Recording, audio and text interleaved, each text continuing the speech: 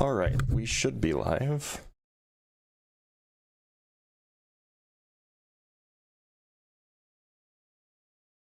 Howdy, howdy, everybody.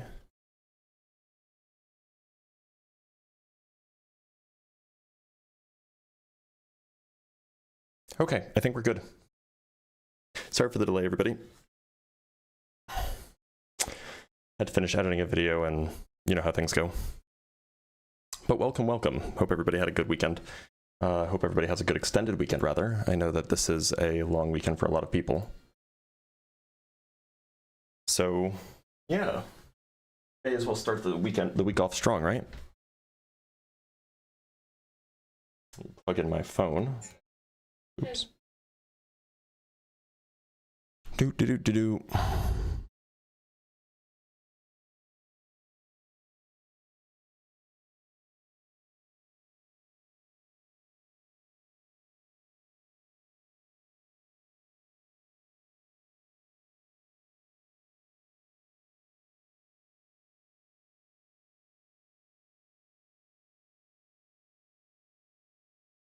Howdy, howdy.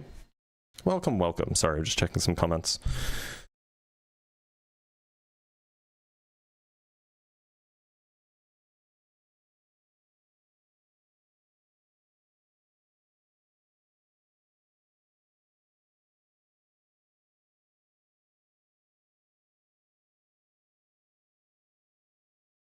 Oop, that's me.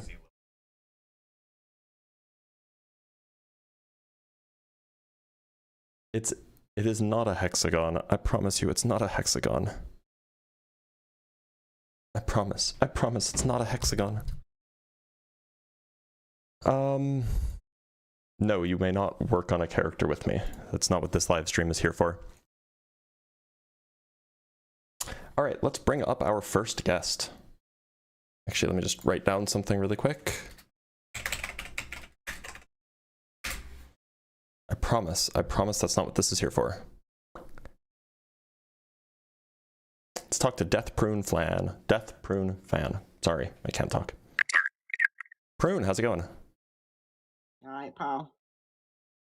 Can you hear me all right? I can hear you, man. Why are you doing a voice? I'm no man. I'm from Glasgow, man. Really? Aye. What's the population of Scotland? Don't ask me, man. Yeah, I don't buy it. I'm sorry. All right, let's talk to Top Geese.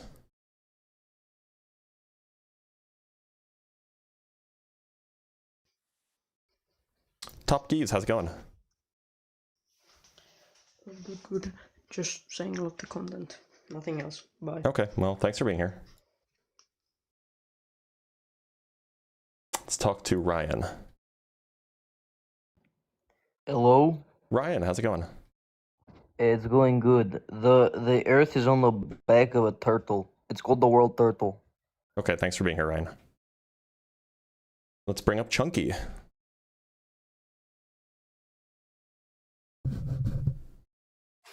Chunky, how's it going? My wife left me at 47. Okay, Chunky. Whatever you say, Chunky. Well, we'll let some people trickle in. We'll actually get some real people who actually believe that the Earth is flat eventually. What's wrong with the mic today? Is my mic not good today? My mic should be correct. Yeah, no, the mic's correct. Okay. Maybe flat Earth really is dead. Maybe it is. Oh, I'm a little chilly. Put on the jacket. You ever heard of some dude named Caleb? Yeah, he was a Nazi, or he was or is a Nazi.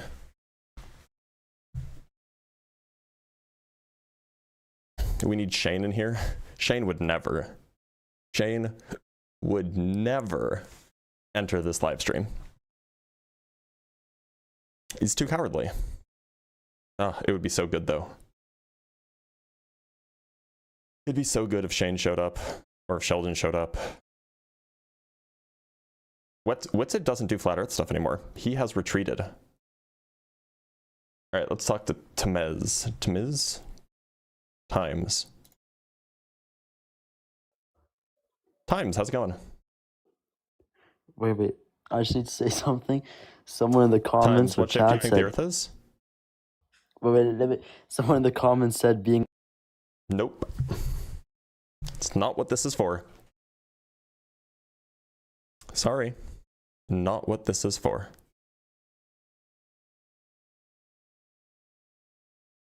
What does that sound? Oh. What is it?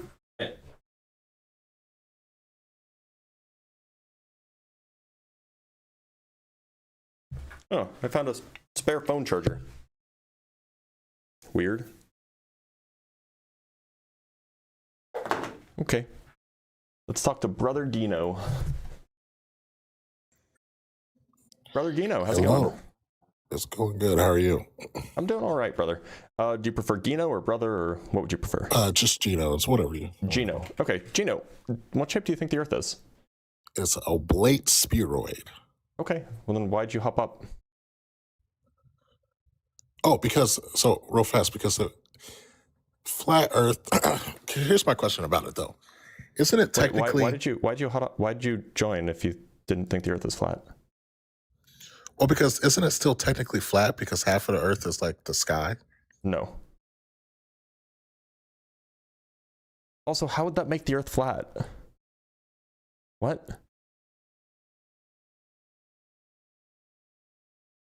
What would that even mean?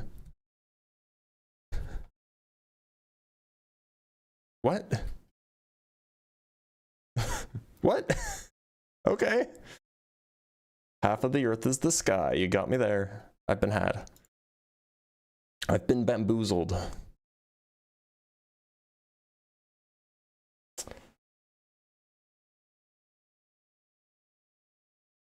I've been kerfuffled.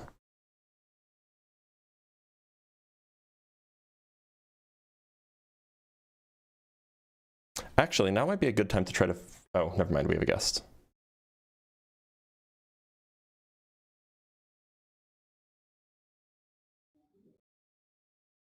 Nope, maybe not. Now might be a good time to try to see if I can work out... Never mind. We have another guest.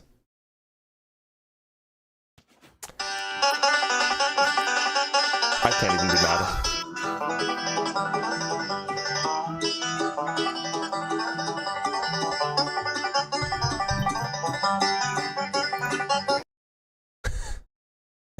I can't even be mad. He gets me every time. Red White, how's it going? Hi. What would you prefer I call you? Red. All right, Red. Red, what shape do you think the Earth is? I think it's round, if I'm being honest. I'm just coming there because no one else is. Well, you're not welcome. Oh, wait a minute. This is first century Christian, isn't it? First century, you think that the Earth is round. Why are you here? Well, you know, I don't have any direct evidence that it's not flat. You don't have any In direct my evidence personal that it's not experience, flat? it Do you have appears any to be direct flat. Do you have any direct evidence that like there's not a teapot orbiting Jupiter? I think we have different models. I just don't have any personal evidence. Do you have you didn't answer my question. Do you have any evidence that we don't have a teapot orbiting Jupiter? It is possible. Okay. Do you believe it? I have not observed all of the Jupiter. That wasn't my question. Do you believe it? What is the point of your question? Do you believe that there is a teapot orbiting Jupiter because we don't have direct evidence that says otherwise? Well, you know, I think what is the direct proof that the Earth is a sphere? Can you answer my question? Yes, I did. I said, I don't know. Well, so you either believe it or you don't believe it. Well, what do you mean? I think it's a false choice. I just don't know. It's a true dichotomy. I mean, like if you don't know, then it sounds like you don't believe it. If I don't know, I just don't know. I mean, I believe it's a different thing. Well, so you It's- either believe it, which is like a state of affair, like you hold a certain attitude that that a certain proposition is true, or you don't believe it, which means you don't hold that attitude. Right. I don't believe that the Earth is known to us. Okay, and you don't believe that the lack of a teapot in orbiting Jupiter is known to us as well, right? Well, I think it's we cannot disprove that it's possible.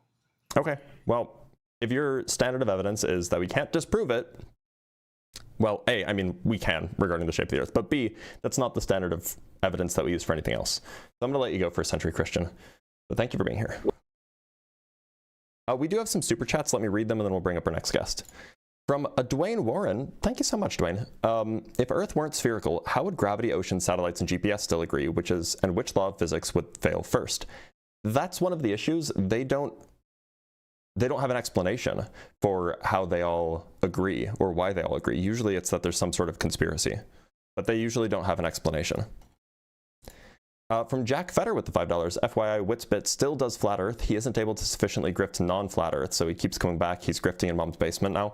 Oh, is he really? I heard from Jeranism that he's not really doing it anymore, but it's unfortunate if he is. All right, let's talk to Cheesy.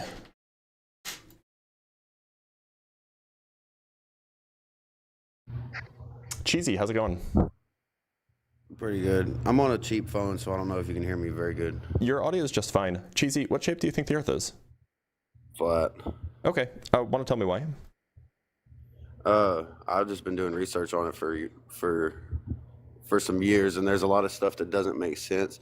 Like, I'm open to like, you know, your arguments or whatever, but it's just there's too many things that don't make sense, and it goes as far back as the early 1900s.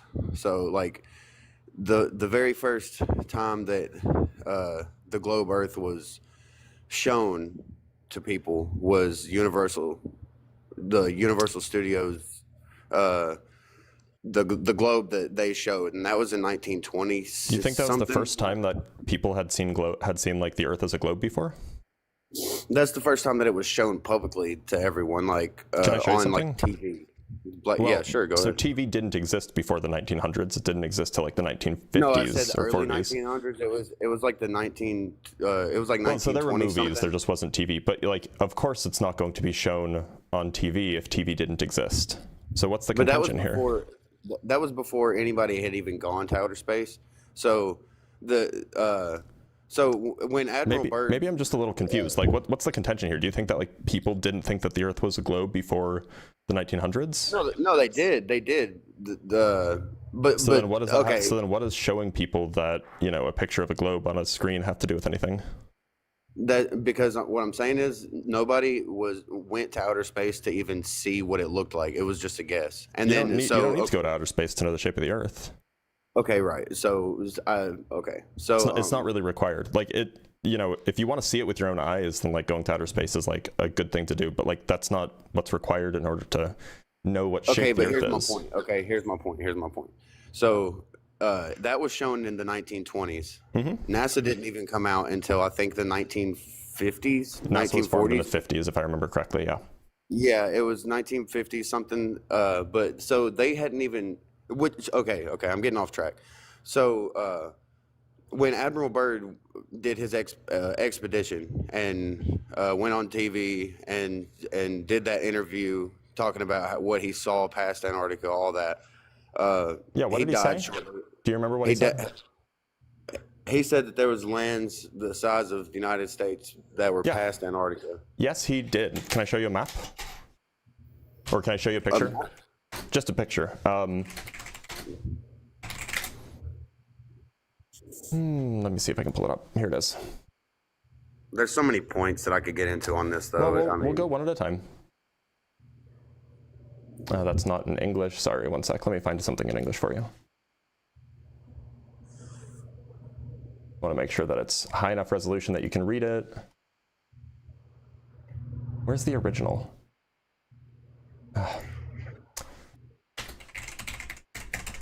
One sec. Here. It should be here. Okay. One moment. Okay. So, the South Pole, can you see this all right? Yeah, I can see it. So the South Pole is that red dot in the middle. Admiral Byrd was flying basically southeast from the north. He was flying roughly, if I remember correctly, he was flying roughly from here this way.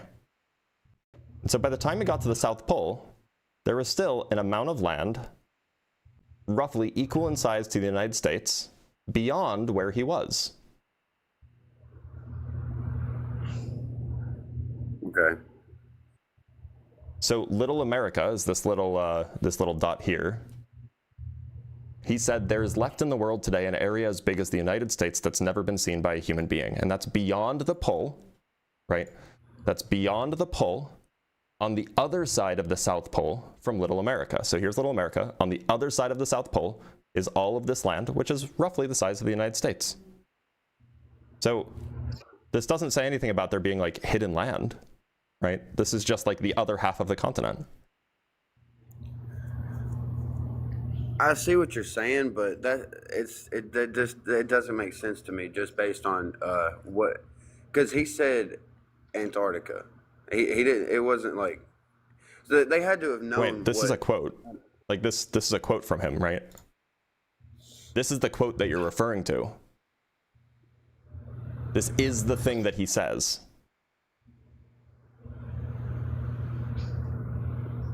Okay. All right. Well, moving on from that, like still on the same topic, but so shortly after he came on and did that interview, said all that, he dies. And then shortly after he dies, NASA is created. And then, so fast forward after NASA gets created, I don't know. People die sometimes. I don't know exactly the order of these events, but Operation Fishbowl, where they sent nukes up into the sky to try to blow up the dome. That was the 50s? Is that what you think that they were trying to do? Yeah, that's literally Operation Fishbowl was in 1962, which was after NASA was formed.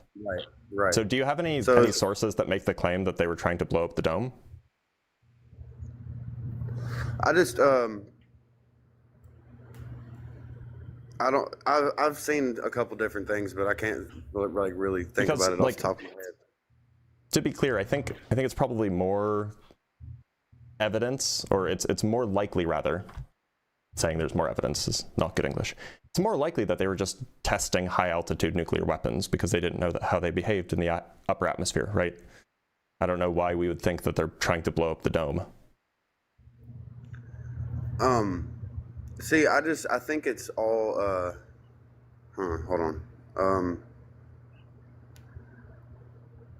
Okay, so there was Operation Fishbowl, Operation High Jump. Operation High Jump was when they were, I'm pretty sure that was when they were trying to get over the wall in Antarctica. So, do you know what Operation High Jump is? I don't exactly. That's why I said I'm pretty sure. Okay, so then why are you saying what it is if you don't know what it is?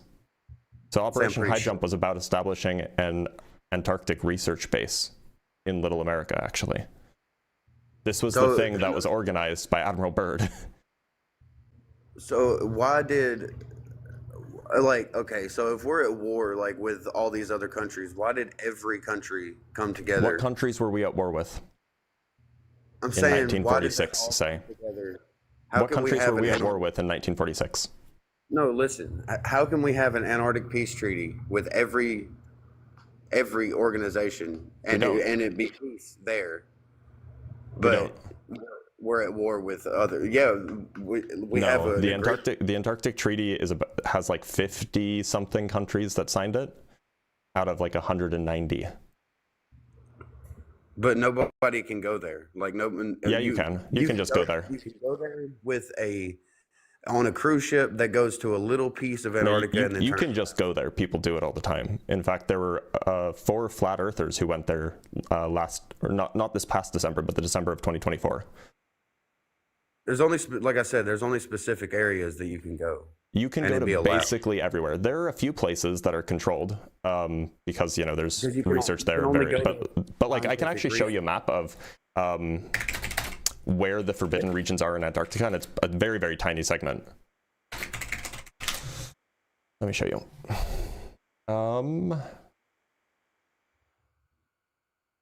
One sec. There's also another point on that article. So, are you? Look, it's kind of frustrating that like I keep bringing up things and then you're like, nah, I'll just move on and not acknowledge what you said. What I said was wrong.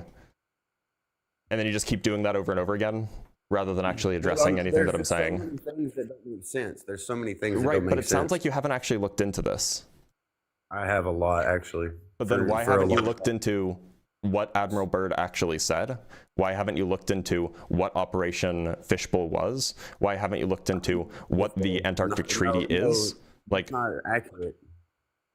Well, you didn't know that only like 50-odd countries signed the Antarctic Treaty, not all of the countries. You didn't know that Operation Fishbowl was about testing high-altitude nuclear weapons. You didn't know that Admiral Byrd was actually talking about land on the other side of the pole from Little America. Like, you didn't know these things.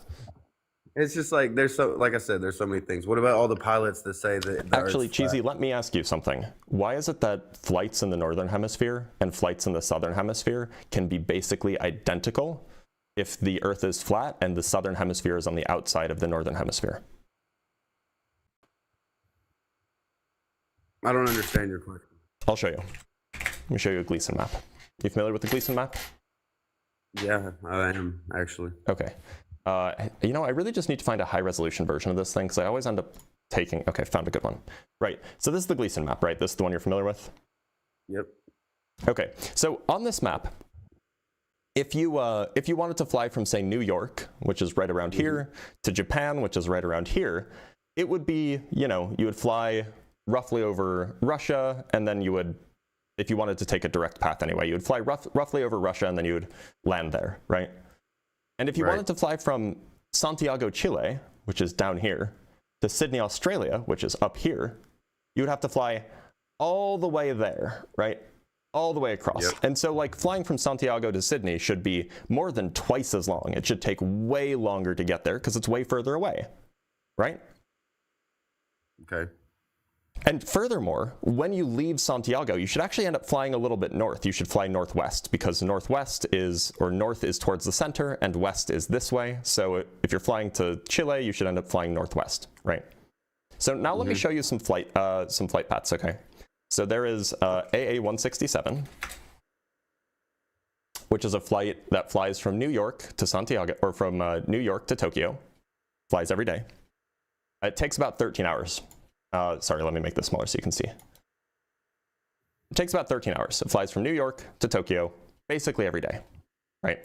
And it doesn't fly in exactly the route that you'd like. If, like I said, you might want it to fly directly over Russia, but currently the United States is in a geopolitical conflict with Russia. So the flight is a little bit distorted. Notice how it's kind of lumpy. It would want to fly like this way, but it doesn't. It wants to avoid Russian airspace. So it's a little bit lumpy, but fine. That's the flight path from New York to Tokyo. Now let's look at QF-28. QF-28 is a flight that flies from Santiago to Sydney every day, right? This is the flight path. And what you'll notice is that, first of all, they fly southwest first, rather than flying northwest. Second of all, you'll see that it only takes like an hour and a half longer to fly from Santiago to Sydney compared with New York to Tokyo. And in fact, if you look at the flight paths and compare them, it's just you'll see that they're basically mirror images of each other. Again, the New York flight path is a little bit lopsided because they want to avoid Russian airspace, but they're basically mirror images of each other, just one in the north and one in the south. So if it's the case that the Earth is shaped like this, why is it that the flight paths are basically the same, the time of flight is basically the same, and they're symmetrical across the equator?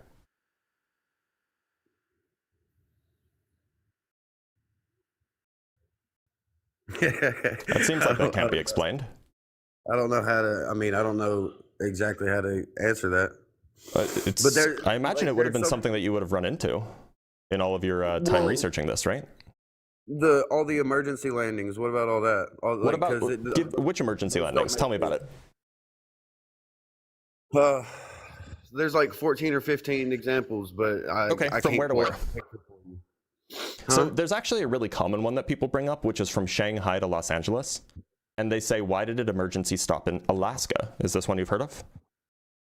I've heard, yeah, I've heard of pretty much all of them. So yeah, if you could show me. So let's on look that. at, let's go to Google Earth, where we can draw some straight lines on a big globe.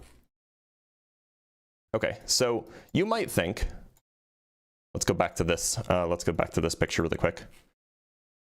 You might think that if you're trying to fly from Shanghai, or say Beijing, let's just say Beijing to Los Angeles, that you would just fly there, you just fly across, and Hawaii is roughly there. So you might think that if you're going to do an emergency landing, you would connect in Hawaii, rather than swinging all the way up to Alaska, right? And then coming down to Los Angeles. Okay. And that would be true if the Earth were flat. However, or if the Earth were flat in this way, like the Mercator projection. However, if we go look at an actual globe, or at least a model of a globe, I'm just going to draw some straight lines. So we start with, where's Beijing? Here's Beijing. Oops. Drop a point at Beijing. We're going to go all the way over to Los Angeles, and we're going to draw a straight line connecting them. So see, this is a straight line. See how it's straight? Connecting Beijing, that's where Beijing is, to Los Angeles, as we've already established. Oop, the whole thing rotated, sorry. Now let's zoom in and look, where does this path take us near? Takes us right next to Alaska. And so it's totally sensible that they would actually stop over in Alaska if they needed to do an emergency landing, because they were basically flying right over Alaska. So, and in fact, what you'll find is that next time you look up some weird emergency landing that a flat earther tells you about, what you'll find is that, oh, if you just plot the original location and the the departing location and the destination on a globe, and then actually connect them with a straight line, the emergency landing actually makes sense. So it seems like all of the flight paths that you could ever imagine don't really work, generally, on a flat Earth, at least in the southern hemisphere, and they always work on a globe. Shouldn't that make you think? It works both ways, though, if you think It doesn't work in the southern hemisphere. Like I said, the flight from Santiago to Sydney, Australia, wherever it is, Sydney, Australia, it should fly south first. On a globe, it flies south and then swings up north again, which is exactly what the flight actually does. Oh, sorry, I was supposed to be showing you this. If we connect Santiago to Sydney, Australia, again, we have a straight line, and it swings south first. It goes southwest, and then it swings up until it goes northwest. And that's exactly what the flight actually does. This is a real flight that you can book real tickets for. It swings southwest, and then it swings up northwest. On a flat Earth, that should never happen. On a flat Earth, it should be going northwest, and then it should be going southwest. And it should take more than twice as long as it takes to go from New York to Tokyo, but it just doesn't. It seems like the flat Earth has some answering to do. The globe Earth is pretty much just the flat Earth flattened out. Like if you take your hand and put it at the top of the globe and flatten it out on the table, it's the same thing. Yeah. So, by the way, your mic just got really quiet. So the map that you're looking at, you're fine. The Gleason map is what happens if you take the flat Earth, or if you take the globe Earth, you remove Antarctica, or rather you remove the central bit of Antarctica, and then you just smear it out. But what it does is it distorts it, which is why Australia on the flat Earth map is bigger than the United States. It's why Brazil is bigger than the United States. It's why Argentina is bigger than the United States. In reality, these places are not bigger than the United States. However, because the flat Earth is actually a distortion of the globe, it's going to distort the sizes and shapes of these countries. And it's going to distort the flight paths as well. Like Greenland. I said the globe Earth does the same thing. The globe does not distort the size of Greenland. Look. Here's Greenland in actual size. This is the size of Greenland relative to the United States. Now, you might complain that the Mercator projection, this is the Mercator projection. The Mercator projection, like this one, this absolutely distorts the size of Greenland. But this is not a globe map. How do you know which one's right and which one's wrong with like the globe Earth stuff too? We can measure the size of continents on the ground. You can, for example, What? I understand that, but so then we can test. We can figure out which map is correct by measuring the size of continents. But if you look at 3 or 4 different maps of the globe, no, there's only one globe. The globe is this. Everything else is distorted, right? Because a globe can never be squished into a flat map without distorting something. This is the globe. Everything else is a distorted map. The Mercator projection, this is distorted. The flat Earth, this is distorted. Because it's not actually flat, it's actually a globe, and you can't create a map of something that's a globe without distorting it if you want to make it like 2-dimensional and flat. It's just not possible. So I got a couple videos on my TikTok right now of one of them being that there's some ex-NASA employees that are literally saying that the Earth's flat and talking about it. See, I don't know. I'd have to. You have a video on your TikTok. How do you not know who they are? I posted it forever ago. I just started getting back on my TikTok recently, but I posted it a long time ago. I'd have to look, but it was one girl from Lockheed Martin and another guy, but it was the girl from Lockheed Martin that was talking about it. And I got another video. So we should just believe like some random person rather than like the data that we can gather ourselves?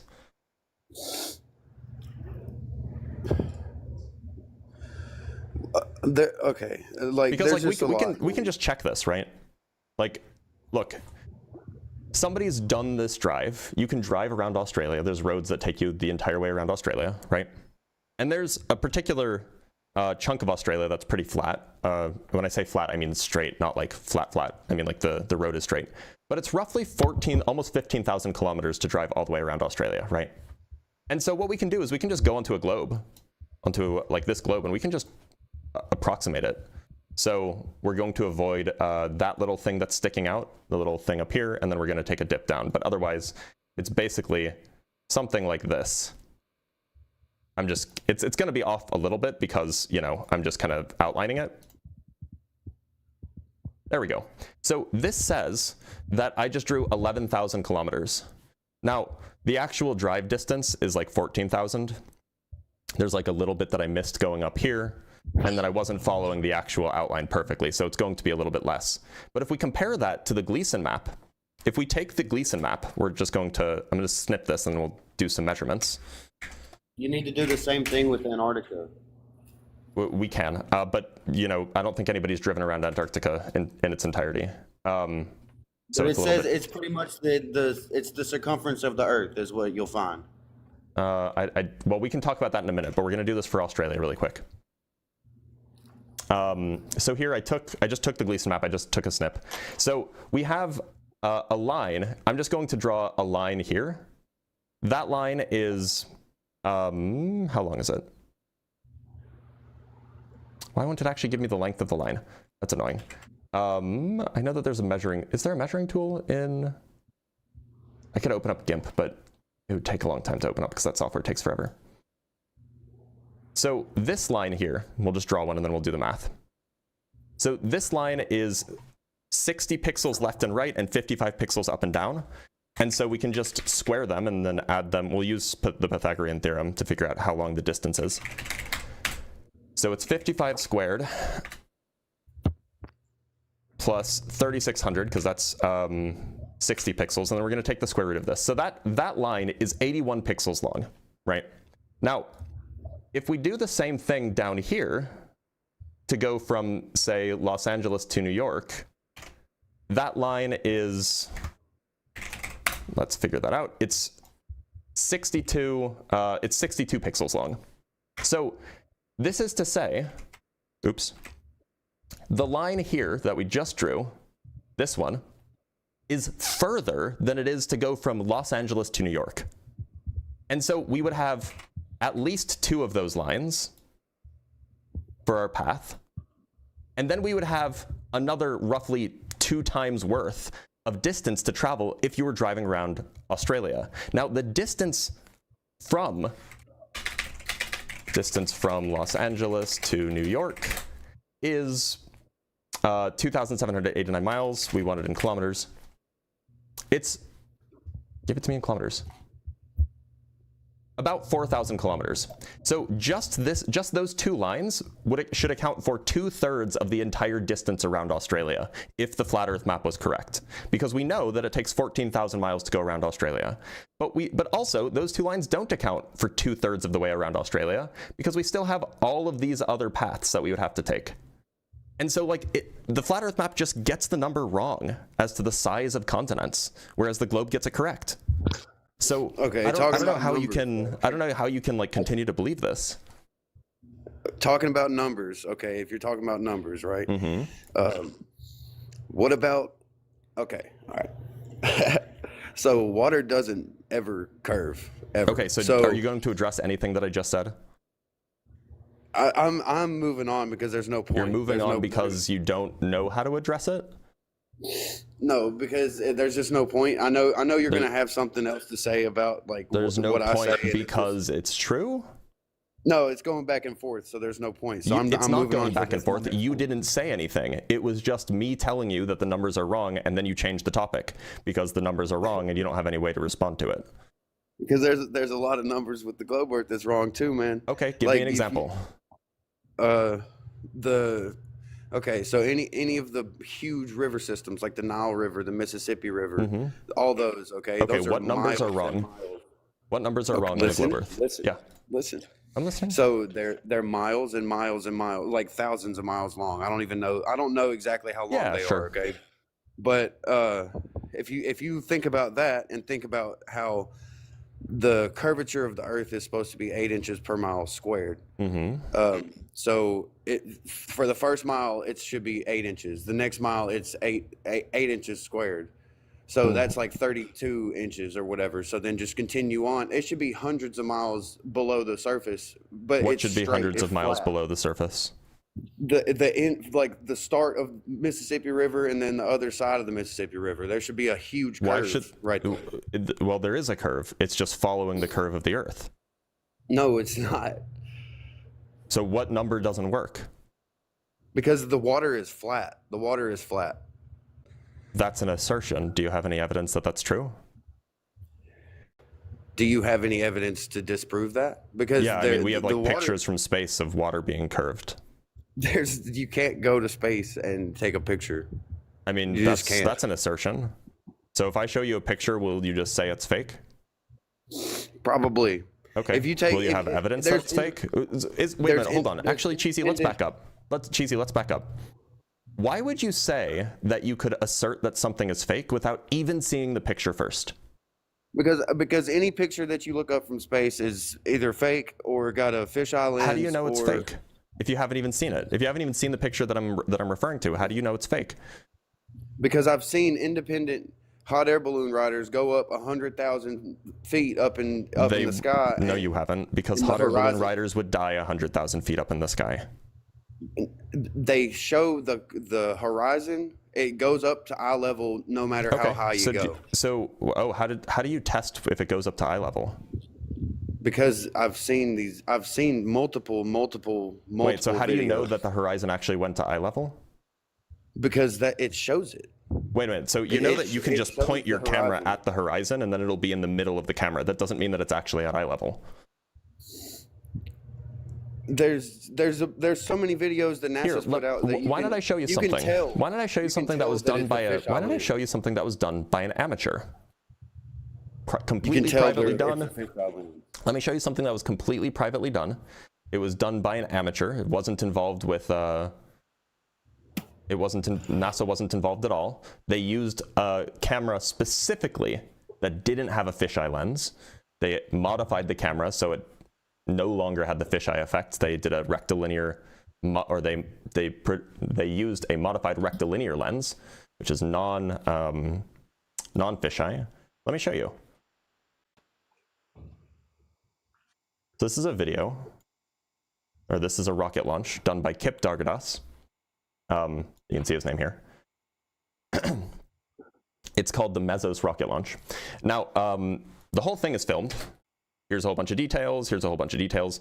What I'm going to show you is I'm going to skip forward to the actual launch. And the whole thing, we have video of the whole thing, no cuts, as viewed from the rocket the entire time. So that's another camera view. Here's another camera view. We'll get to the actual main camera view in a sec. Okay, here's the actual camera on the rocket. Now I'm going to speed it up a little bit just because otherwise it'll take a while. So here it's going up. It's spinning because that's how it's stabilizing. It's 35,000 feet up in the air. Pause it. We'll pause it when it gets to its highest altitude. It's 100,000 feet up in the air. This thing gets almost 300,000 feet up in the air.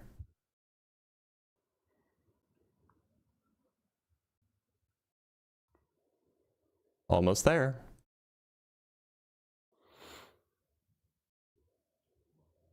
$200,000 feet up in the air. Starting to look awfully curved, isn't it? No. No. Okay. We'll see what you have to say in a minute. 250,000 feet up in the air.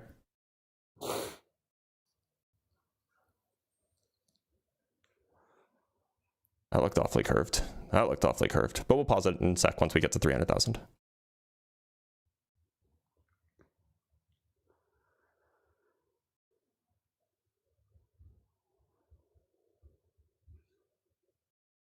Sorry. That look curved to you?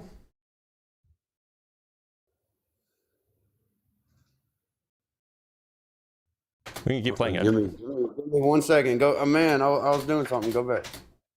Okay, sorry, 1 sec. We'll let it stabilize again. Here's peak altitude, by the way, 293,000 feet. So you know what we can do? We can just snip it, and then we can go into paint, and we can see if it's straight.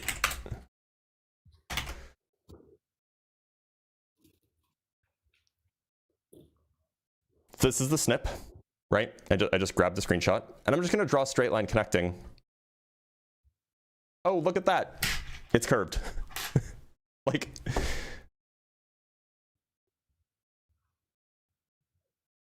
what do you make of that? That's the only one I've seen that's like that. Like, swear to God. Like, there's been so many different things I've seen that literally shows no curve. Okay, well, this one shows curve, and this one used a verified non-rectilinear lens. It was a rocket launch from launch up to apogee, so there were no cuts, there was no editing. This is privately done, so there's no NASA involvement at all. This seems like the best evidence that's available for this, and it shows a curve.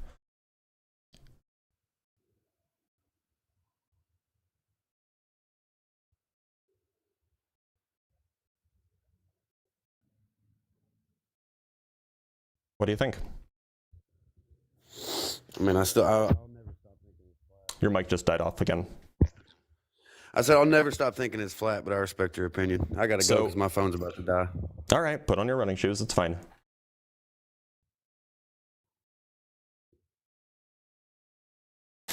Of course he had to run. Of course he had to run. When challenged with actual evidence that completely destroys his worldview, he's like, nope, I'll never think it's flat, or I'll never think it's a globe, because, you know, the evidence just hurts my feelings, hurts my worldview. All right, let's read some super chats and we'll bring up our next guest.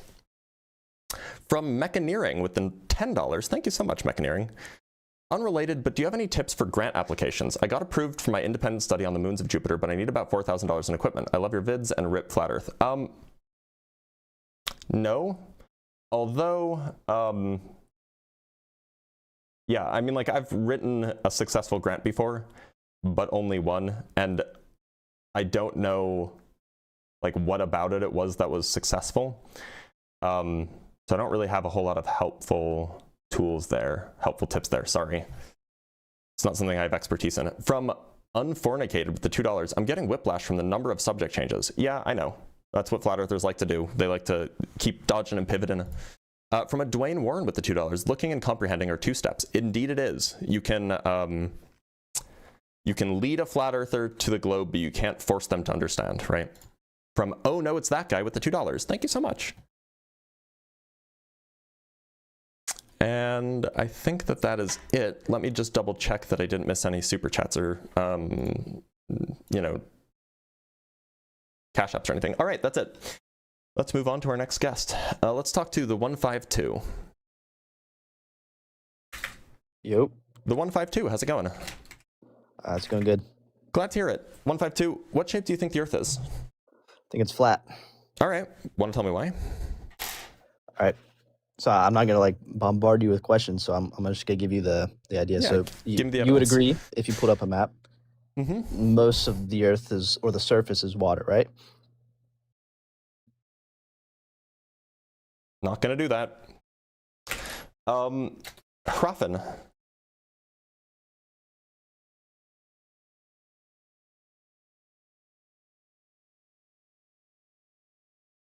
No, he was gonna say, oh, well, the Earth is water and water's not carbonated, so, you know, blah, blah, blah, that means it's flat. Like, he was just gonna do the dumb joke. Which we've all heard a million times before.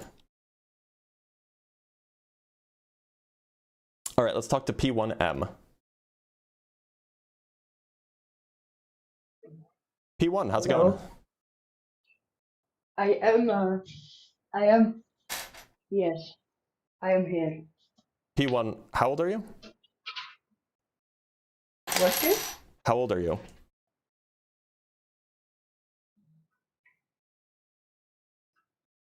All right. One second. Let's talk to Eat My Shorts.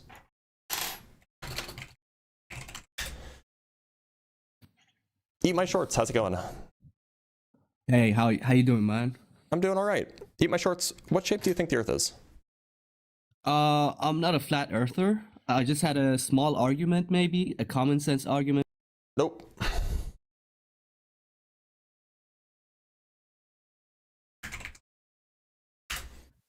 Makita Bananas, how's it going? Hey, it's good. You might want to skip me, but I don't think the Earth is flat, but I don't think flat Earth is dead. Okay, Is that something well, you'd but be interested in talking about? not really. Let's talk to Catholic.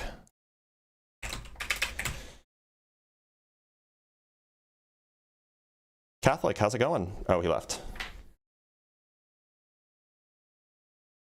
Let's talk to Adam. Adam, how's it going? So, alright. So, do you think the Earth is flat or? No, I don't. Do you think Okay, that the then Earth is just flat? keep- Okay. No, I don't. Okay. All right, let's talk to Douglas. Douglas, how's it going? Going good, sir. Glad to hear it. Douglas, what shape do you think the Earth is? I think that if the Earth was a ball, my dog would have done chewed it up by now. You know what I'm saying?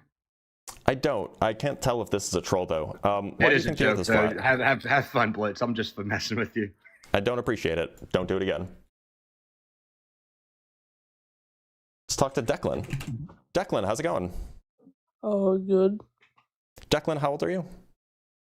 I am 20. What year were you born? I was born in 1990. You're not 20 then, my guy. Let's talk to Chex Carry. Joe, what up? Carrie, how's it going? It's going good, son. Carrie, what I'm shape a do you think flat the Earth is? I guess you said what? What shape do you think the Earth is? Flat. Okay, and why so? I mean, if it was round, wouldn't it rise, son? Wouldn't it rise what? Wouldn't what? I mean, if you would think about it, little bro, the video you showed, it looked flat. I mean, flat and round. Something can be flat and round. You get what I'm saying? No, like I have something no can idea be what you're flat saying. and oval. The video you showed was an oval. It wasn't a round shape. It was an It oval. definitely was curved. That was the convention. Curved, yeah, but So around so like do we a agree ball. that the Earth is? Do we agree that the Earth is curved like a ball and not flat like a plate? I mean, an oval is flat. An oval can be flat and curved. An oval isn't, well, so an oval is two-dimensional. We're talking about a three-dimensional thing, right? I mean, yeah, if we look at all the pictures put up by the Freemasons that control our education system, yeah, it's circular. Okay, so you think that the Earth is like a plate or like a basketball? Like a plate. Okay, why do you think so? I mean, it's not a perfect round shape, but it's flat. I mean, why do you think so? it's really nothing else. It's really nothing else to prove it. Like, think about all the information that we got. We didn't get no information since we were little. We're indoctrinated like by Freemasons. All of our information we get is from Freemason higher ups. The book that was created for our Really? You think educational so? system. Of So course. do you think that like, before the Freemasons existed, or before even the United States existed, nobody thought that the Earth was a globe? there's plenty of people. I'm pretty sure there's plenty of people without the main resources that we use. If we go and say fuck, if we start from ground zero and be like, man, fuck it, we not finna take Carrie? this information Carrie, that I asked you a really simple question. you asked me a yes or no question. Do you want me to answer it? It was just like a simple question. Like, before the United States existed, do you think that nobody thought it was a globe? Yes, I think there was more. So you think that there was only one? And I'm just clarifying. You don't think that anybody thought it was a globe before the United States existed? No, I'm not saying that. No, I'm saying it could have been both. So you're banking on that only people thought it was round and nobody thought it was flat, or nobody thought it was a triangle shape. I'm not baking on any of that. I'm just trying to understand why you're bringing up the Freemasons and the Rothschilds or whatever, because that has nothing to do with why we think the Earth is a sphere. In order for a scientist to be put at the top of the top, they either have to be a Freemason or they have to be tied in with the Zionists. None of our information that we get is Can you from give a me an regular example person. of a Nobel Prize winner in the last 20 years in physics who was a Freemason? The person that went to the what's Neil Armstrong? Can you give me an example? That doesn't address my question at all. Can you give me an example of a Nobel Prize winner in physics in the last 20 years who was a Freemason? I can look up a few. Okay, go find me one. Because I would say that Nobel Prize winners in, say, physics are people at the top of the top, right? By the way, I can't hear you when you're off the app, so if you're talking right now, I can't help you at all. All right, man, Still can't hear you. Okay, I can hear. Oh, still can't hear you. Oh, my fault. I'm about to look it up and then come back. Yeah, sure, go ahead. Take your time. Also, like, Zionism didn't really exist prior to, say, the mid to late 1800s. So, like, I don't know why you would then think that, like, there are, I don't know, people who thought the Earth was a globe who were, like, top scientists who thought that the Earth was, you know, a globe, but they weren't Zionists, and you can prove that they weren't Freemasons. Yeah, he's probably asking ChatGPT, let's be real. Welcome back. Hold on, bro. I gotta. I can't. Can't hear you. You said last 50 or 20? 20.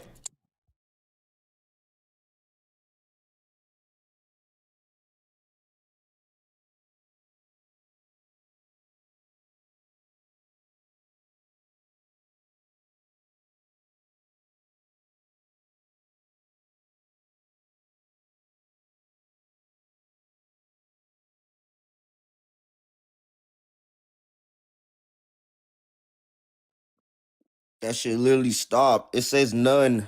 Yeah, turns out none of them are. Because most people aren't Freemasons, especially scientists.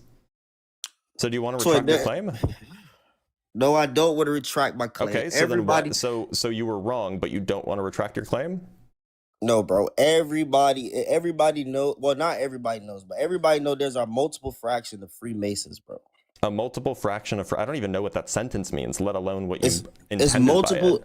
The Freemasons are all split up. It's not Okay, like so there are. So you made the claim that if you want to be a top scientist, you have to be a Freemason or a Zionist, right?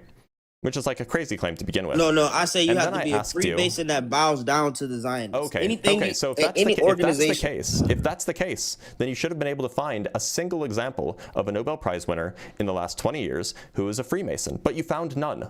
They don't exist. The Nobel Prize winners in the last 20 years, none of them have been Freemasons. So it seems like your conspiracy is just false. It's just not true.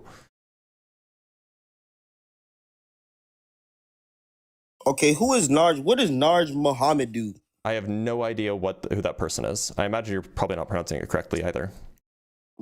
Wait, so Narj can you name me Muhammad? 5? Yeah, like can you name me 5 Nobel Peace Prizes, like winners? I Type shit? don't really pay attention to the Nobel Peace Prize. I pay attention to the Physics Prize. So Elena Aspect, I forget his first name. His last name is Clauser. Roger Penrose, Kip Thorne. That's 4, and that's like on the last 10 years. That I know their names off the top of my Earth head. is life. Said, bro, just stop. This shit crazy. So why would you say that in order to be a top scientist, you have to be a Freemason if none of the top scientists have been Freemasons? Bro, this is what I'm saying. Every information we get from beginning since education started, since Rothschild started the education system, You know that to build workers. there are people who are not American, right? Roger Penrose is a non-American. Bro, that don't matter, bro. Roger That don't Penrose matter is in a the British. Zionist. Roger Penrose is a British physicist and mathematician who won a Nobel Prize like 5 years ago, maybe 6 years ago. Who's not a Freemason. He didn't get educated in the United States, so the Rothschilds, the whatever, had no influence on his education system. Okay, so You before, wanna try again? so wait, you say I'm just confused on how you say that nobody believe so that only one person, the majority of the world believe that the world is round, but before scientific theory came into history, everybody believed that the world was flat because everybody was real. No, it Yes, didn't. majority of the world. Think about, bro. America is built on religions. When do you think science started? Oh, science been started. It's in the Bible, documented. Science? Okay, so but you said that ever since scientists have been around, people have thought the Earth is a globe. So you think that people Science have thought the Earth theory. Okay, so Science theory when do you think science theory started? Shit, it started way after. It started way after the Okay, Bible was when? proven fact. When did science theory start? I mean, you know more about science theory. How about I ask you? So when did why would science you? theory Why start? did you say? Well, because it's a nonsense statement. You were the one who said it. That nobody thought that the Earth was a globe before science theory started. So like, when did science theory start? It started way after the Bible was confirmed fact. When? Give me a year. It doesn't even have to be an exact year. Give me a rough year. A decade even. Maybe even a century. Hold on, I'm looking it up. Okay. It's going to ask ChatGPT again. Absolutely. Of course he will. So I don't use ChatGPT. I'm on Google. It's okay. That's fine. You're going to use the Google AI, which, by the way, using an AI as a search engine is not terribly a bad thing as long as it provides its sources. Artificial intelligence. I can't hear you when you're off the app, by the way. So I'm going to have to define a decade and a century for him. That might be right.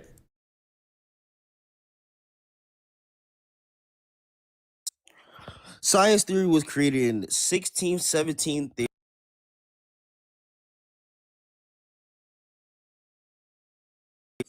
16th, 17th century. So you telling me before that? Hold on, I just got to know.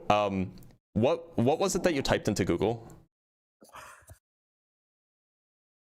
When was the term science theory? When was the term scientific theory created? Oh, but that's not what you said. You said science theory. That's the same thing. Scientific. Science theory, here. scientific theory. Right. I just typed in exactly what you said, what you told me to type in. Right. I imagine you can probably see this, right? When was the term scientific theory created? Theory. It says 1833 for me. 16th, 17th. So why did I get a different answer from what you got? I mean, it's You can going see back I typed it farther. in directly. I typed in directly what you wrote. I got a different answer. I'm saying though, this doesn't prove nothing. It's literally farther than what mine says. So I don't see how this is in your favor. Well, it It's just seems like you actually don't have any idea what you're talking about. You don't have any clue about any of this, and you're kind of just like repeating nonsense words that you've heard in YouTube and TikTok videos. Only thing you're doing is asking me a question and telling me to look it up, and then when I look Well, it no, up, I'd you love go you look to up the not same have to look thing. it up, but you have to look it up because you don't know the answer to any of the questions I've asked you. So you asked me name 10, name 20, name 20, name 10, 20 Yeah. years of the last So, thing. Carrie, I and actually asked didn't ask you to two. name 20. What I did is I said, look, if it's true that all of these top scientists are Freemasons who bow down to the Zionists, if that's true, then you should be able to name a single one of them who is a Freemason. Because, I imagine You asked me in the last 20 years. I asked you, can you name a single one in the last 20 years that has been a Freemason? Because I imagine that if you made the claim that this is true, then I would imagine that you would have looked into it before. So you probably would know the name of at least one of them, right? But So you I didn't, put out a because you've never actually So I looked can't into the talk? things you're saying. No, you can go ahead now. So you're gonna tell me I'm gonna ask you something, right? I asked you a question about the first Freemason, not the first Freemason, but where our main scientific stuff come from.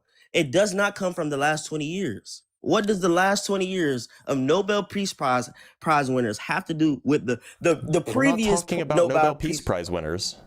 You brought up Nobel Peace Prize I winners. brought up the Nobel Prize in physics. Yes, bro. Do you think that that's But the from same the as the last Nobel 20 Peace years- Prize? Do you not know the Look, think difference?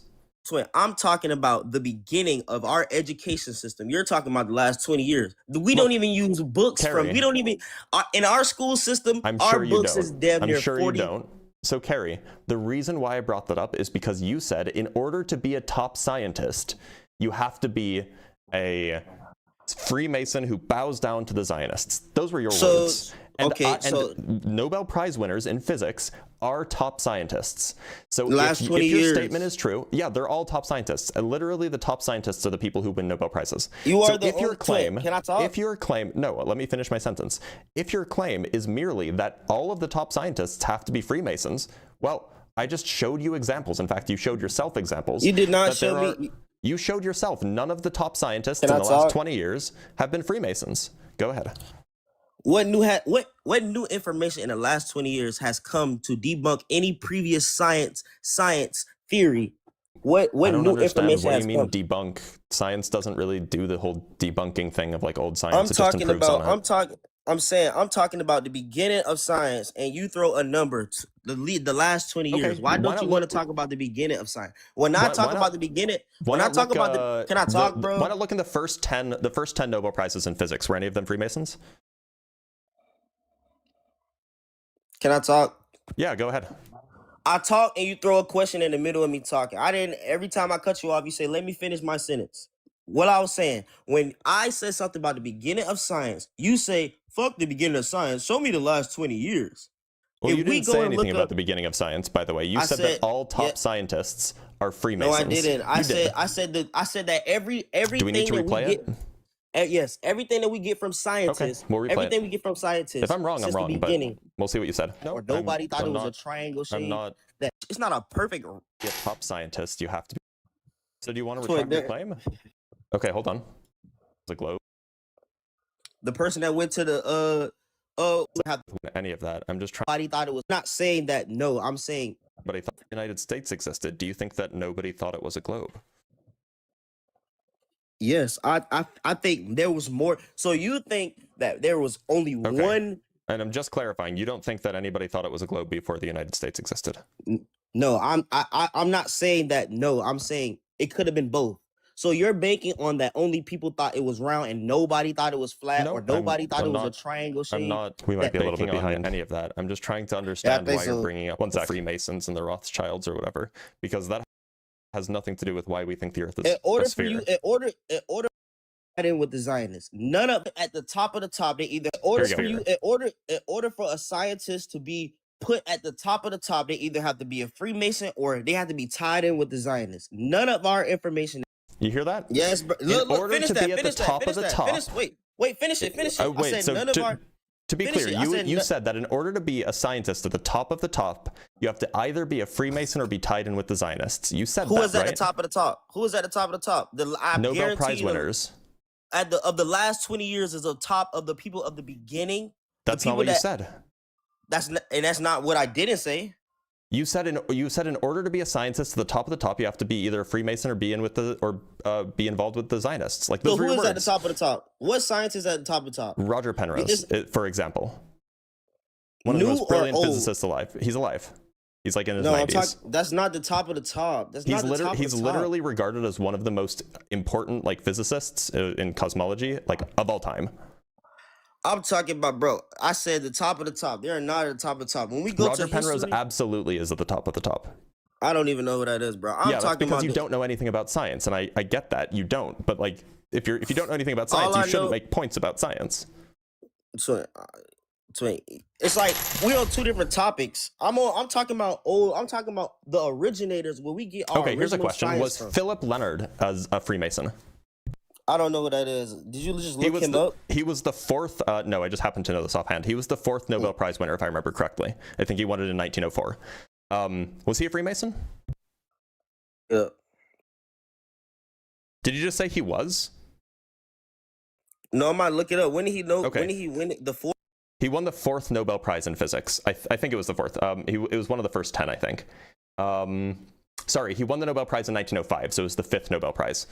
He definitely wasn't a Freemason because he was German, Hungarian German. He also wasn't a Zionist because he was a Nazi. Bro, there are Freemasons in Germany. There are Freemasons everywhere. Well, no, I mean, there's just no evidence that supports that he was a Freemason.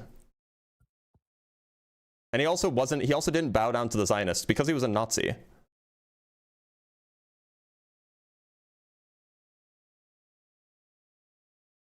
So, like, you know, that's a good example of an early physicist who was not a Freemason and not in line with the Zionists.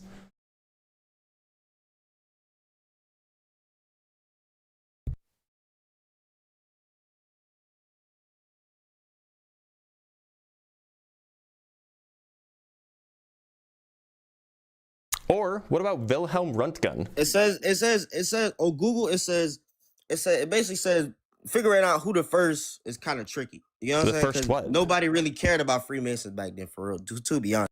Yeah, so there's no evidence that he was a Freemason. Also, Wilhelm Röntgen Röntgen. clip. Wilhelm But I'm Röntgen. saying- Do you know who Wilhelm Röntgen was? I'm saying you're literally taking out Wilhelm names. Röntgen. No, these are like the most important physicists. Wilhelm Röntgen won the very first Nobel Prize in physics, and he wasn't a Freemason. There's no evidence that supports that. I'm just so confused on this Nobel. Like, why did you bring in Nobel Because Peace? this is I'm not talking about the Nobel Peace Prize. Do you not know that there's a difference between the Nobel Prize in physics and the Nobel Peace Prize? These are like different things. I actually don't care who win awards, bro. The Nobel Prize in Physics is the highest award granted to physicists, which means that these are the people who are at the top of the field. And the person who wins the first Nobel Prize in Physics is going to be one of the most important physicists to have ever lived. Now, this guy, Wilhelm Röntgen, for example, he was like, there's no evidence that he was a Freemason whatsoever. He was the guy who discovered X-rays. Like, that's pretty important. So rather than just spewing nonsense that is like mildly anti-Semitic and conspiracy It's not brained. Is it really anti-Semitic? It's mildly anti-Semitic and conspiracy brained. Why not just actually engage with the evidence for the shape of the Earth being a sphere? Twin, the evidence. Twin, you're taking names that are not Freemasons, but you're not. Can you give me an acknowledging example that. of a single Can I Nobel Prize finish, winner who bro? was a Freemason? Can I finish, bro? Can I finish? Go ahead. Can I land? You're saying this. You're basically banking on, bro. This is not a Freemason. I can show you an example of this one not a Freemason, but I can also show you about 20 other people that's on the whatever Peace Prize or that are Freemasons. Can you give me two examples of physicists who won the Nobel Prize in Physics that were Freemasons? Rudyard Kipling. Rudyard Kipling. Was he a Nobel Prize winner? He was a journalist. He wasn't even a scientist. Rudyard Kipling? What does that have to do with science? It says they're one of the early Nobel Peace 1906. He wasn't a scientist. He's a writer. So why did he win the Nobel? Why did he win? He won the Nobel Prize in Literature, not the Nobel Prize in Physics. That's on me. I put no. I'm tripping. Bro Let me look doesn't up know. physics. I can find one example of a Nobel Prize winner who was a Freemason, and that's Enrico Fermi. It's the only example I can find. Maybe there's more, but you're gonna have to dig deep. There have been like 150 Nobel Prize winners in physics, if I remember correctly. And so, you know, find me like more than 2 and I'd be happy. Yeah, but it say a couple. It say some of. It's like they join lodges. It's like they join lodges. It Okay, say, who? Can you find me more than like 1 or 2?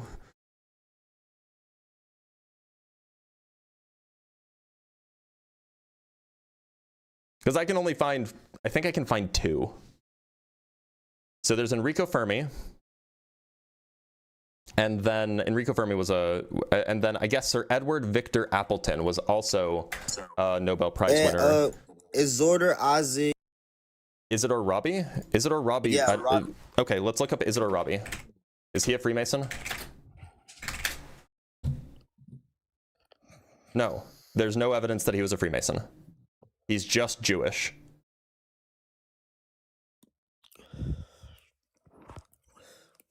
Why would you bring up Isidore Rabi?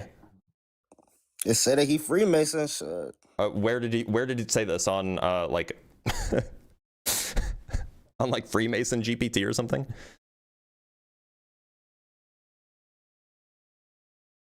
No, I typed it in on Google. Okay, I typed it in on Google too. Here you go. Isidore Rabi Freemason. While Isidore Rabi was a prominent Jewish physicist involved in science, policy, and ethics, sources don't widely link him to Freemasonry.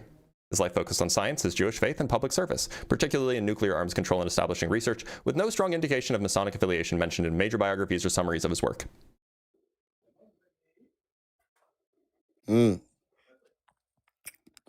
So, like, where did you get this idea? Was it just from, like, YouTube and TikTok? Because it seems like your whole notion of, like, science and Freemasonry being tied together is, like, nonsense and probably you should reconsider all it. I'm saying, Twin, all I'm saying is every research that we piggyback off of since the beginning. Fuck Nobel Peace Prizes. Okay, like, find me one piece of scientific evidence from, like, the last, or one scientific discovery from the last 150 years that's, say, more important than, I don't know, the discovery of the electron, or more important than relativity or quantum mechanics. Find me one that's more important than those that was done by a Freemason.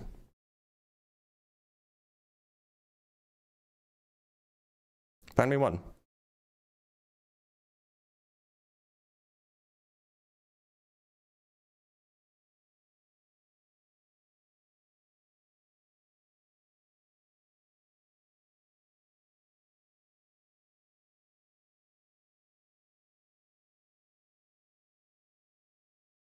I can't hear you when you're off the app.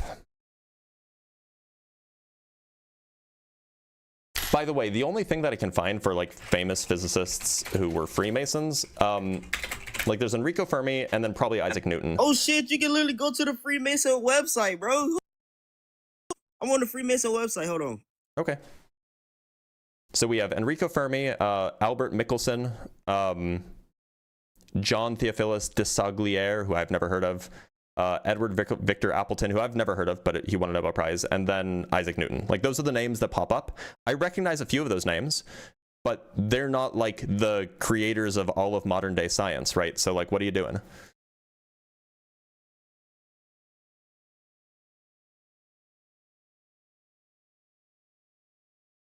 Top 10, actually, yeah, top 10 Freemason scientists. Sir Edward Victor Appleton, okay.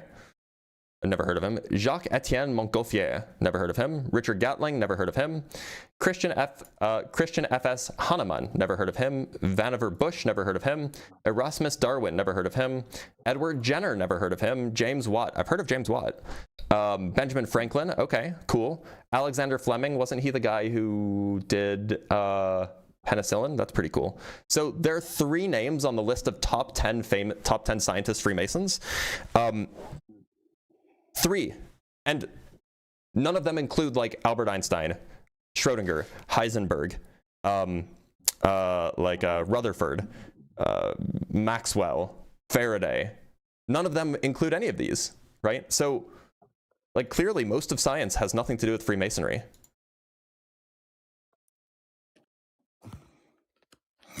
I'm saying, bro, majority. I'm just saying majority. Majority? You can't, you've mentioned one. So you know more, okay, this is why I went to the Freemason website, and they only had like 3 people who were involved in physics, even mildly. Sorry, 2 people who were involved in physics, like two famous influential physicists.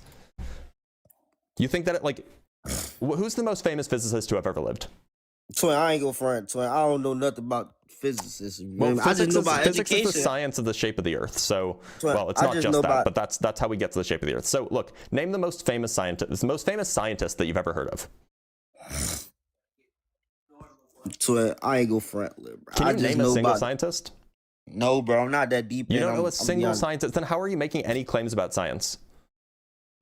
Twin, you're talking about like specific people. I'm talking about. So then how can you make the claim? How can you make the claim that the root of science is no? How can you make the claim that the root of science is Freemasonry if you can't even name a single scientist? Bro, just give up. Like this is like just give up. Like this is embarrassing. I guess, bro. Good strong arm. Reconsider your ideas. I guess, bro. Man, that was like wildly embarrassing for that guy. Jeez. Bro didn't know anything. All right, let's read some super chats and we'll move on to our next guest.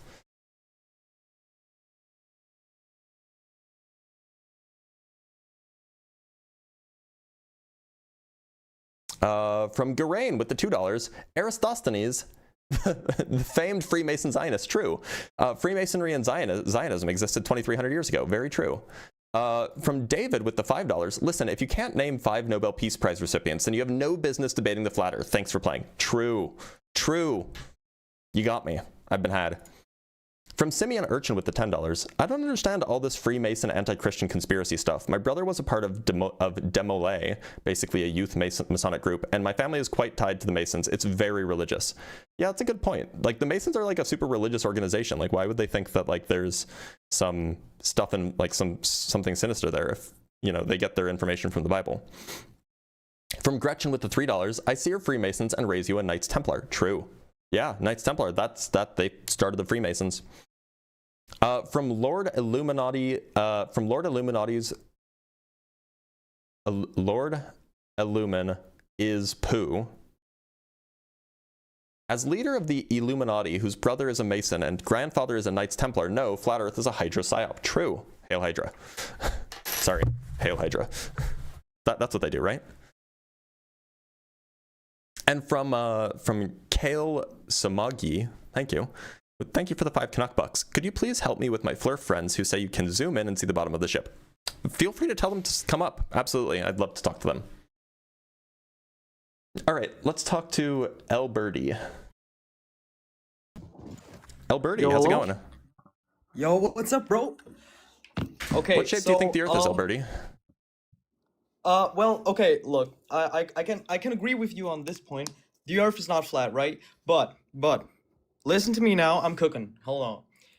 The Earth is actually hollow.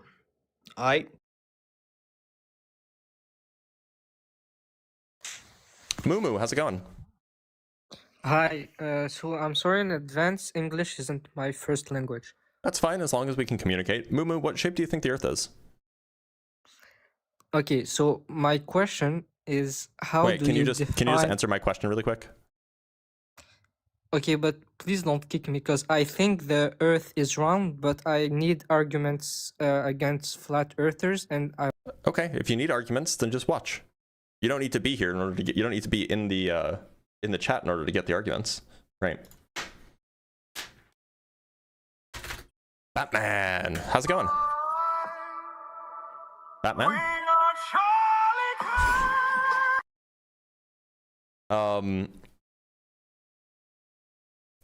From Richard Hitchens with the 10 Canuck bucks, I appreciate the way you actively listen to and engage with your guests' perspective. Online conversations often feel like a series of rehearsed talking points. Your approach is truly refreshing. I appreciate that. Usually they're not as bad faith as the guy I just spoke with, but, you know, sometimes that happens. Seraphim, how's it going? Hello. How are you? I'm doing all right. Seraphim, what shape do you think the Earth is? Round. Before you kicked me, did you see I had commented asking if I can come up? No, I didn't see that. Okay. Yeah, if you're okay with me sharing, I just have an interesting anecdote about a social experiment that I did with flat earthers, and I think you'd find it kind of neat. I'm going to suggest that you share it in the Discord. Which, by the way, if you're 18 years or older, please join the Discord server. Go to discord.gg/drblitz or Dr. Blitz. Join the Discord server. It's a cool way to share your stories, to get announcements about live streams, to get announcements about videos that I post, to talk with other people. If you're watching on YouTube, you can talk with the Discorders. If you're talk with the TikTokers. If you're watching on TikTok, you can talk with the YouTubers. So join the Discord server.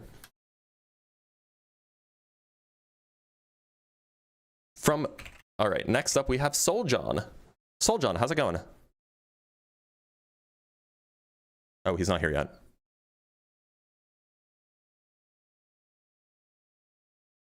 Hello? Soul John, how's it going? Hi. What's up? Can you hear me? I can. Soul John, your mic is a little quiet. But what shape do you think the Earth is? Flat. Okay, and why so? Okay, I have various perspectives. I'm sorry, my English is not my first language. Your English is fine, but your microphone's a little bit quiet. So if you can talk a little bit closer to your mic, that'd be helpful. Can you hear me now? It's still kind of quiet. Maybe I can...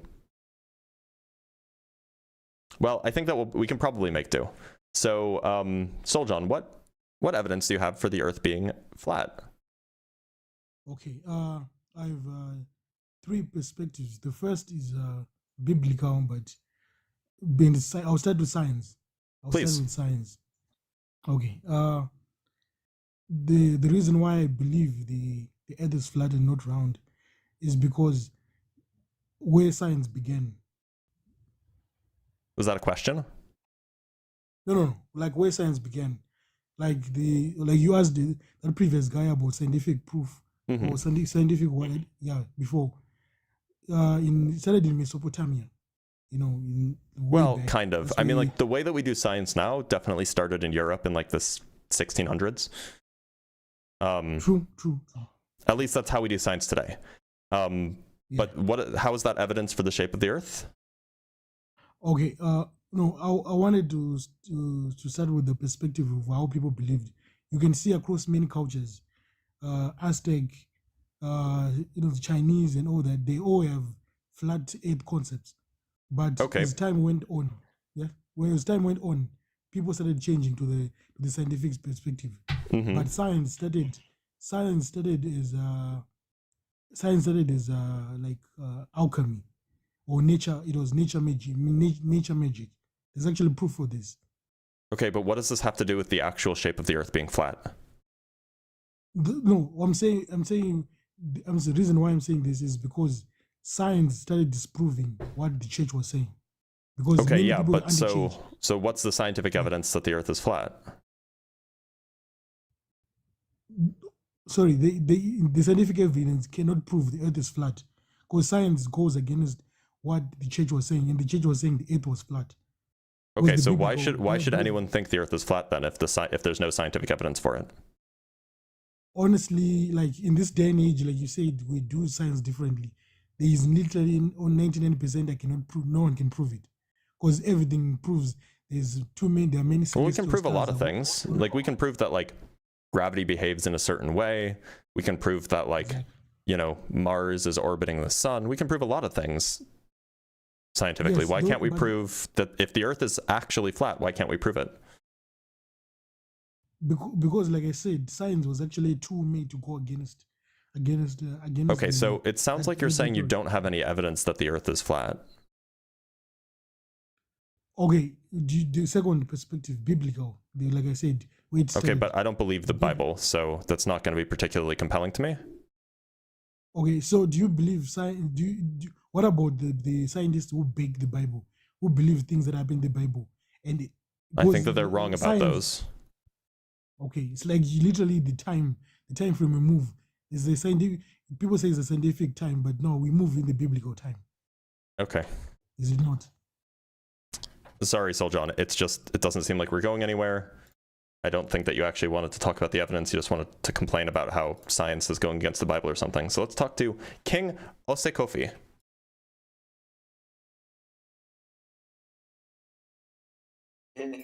King, how's it going? I'm good, man. I'm good. I'm glad to hear it. King, what shape do you think the Earth is? Yes.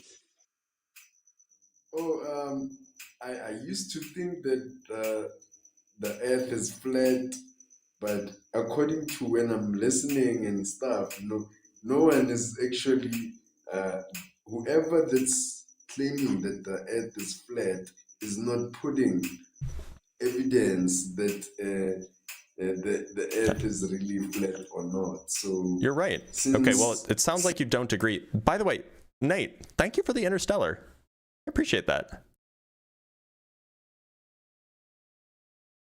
All right. Let us let's look at some super chats really quick, and we'll bring up our next guest.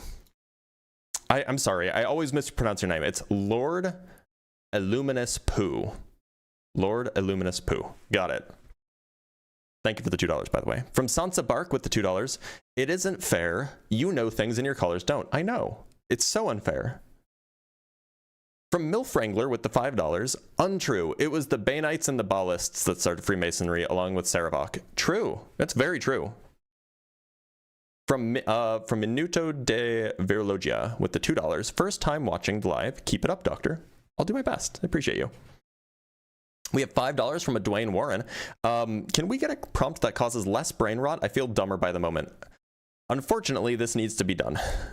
And from Quark Raven with the $5, could you share your experiences discussing gravity with flat earthers being the basis for the shape of all astronomical bodies beyond a given mass? They don't even think gravity is real. So like that's a whole conversation that I often have with flat earthers. Usually it involves me providing evidence like modern scientific experiments that measure gravity to extreme precision. But usually they just their eyes just kind of glaze over and they don't know how to respond to it. That's usually what happens. See, we have somebody in the TikTok comments saying gravity doesn't exist right now. All right, let's talk to Preston.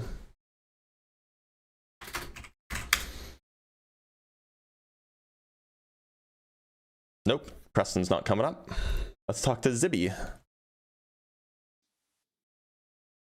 Zibby, how's it going? I'm good, I'm good. Glad to hear it, Zibby. Zibby, what shape do you think the Earth is? Well, I don't think, I just know that it is flat. So, yeah. Okay, look, so I don't, so I want to know what's true. Why don't you tell me what like the best evidence is for the Earth being flat? I mean, the best evidence is just that your whole guys' theory does not actually work. Well, wait a minute. So, Zibby, I just have to clarify. Evidence for the flat Earth is not the same as evidence against the globe Earth, right? So, like, you should be able to provide a positive case for the Earth being flat if you think the Earth is flat. Can I ask you one question, though? You can, as long as it's going to lead into the evidence that you're going to present. Yes. Go ahead. So I'm just asking this.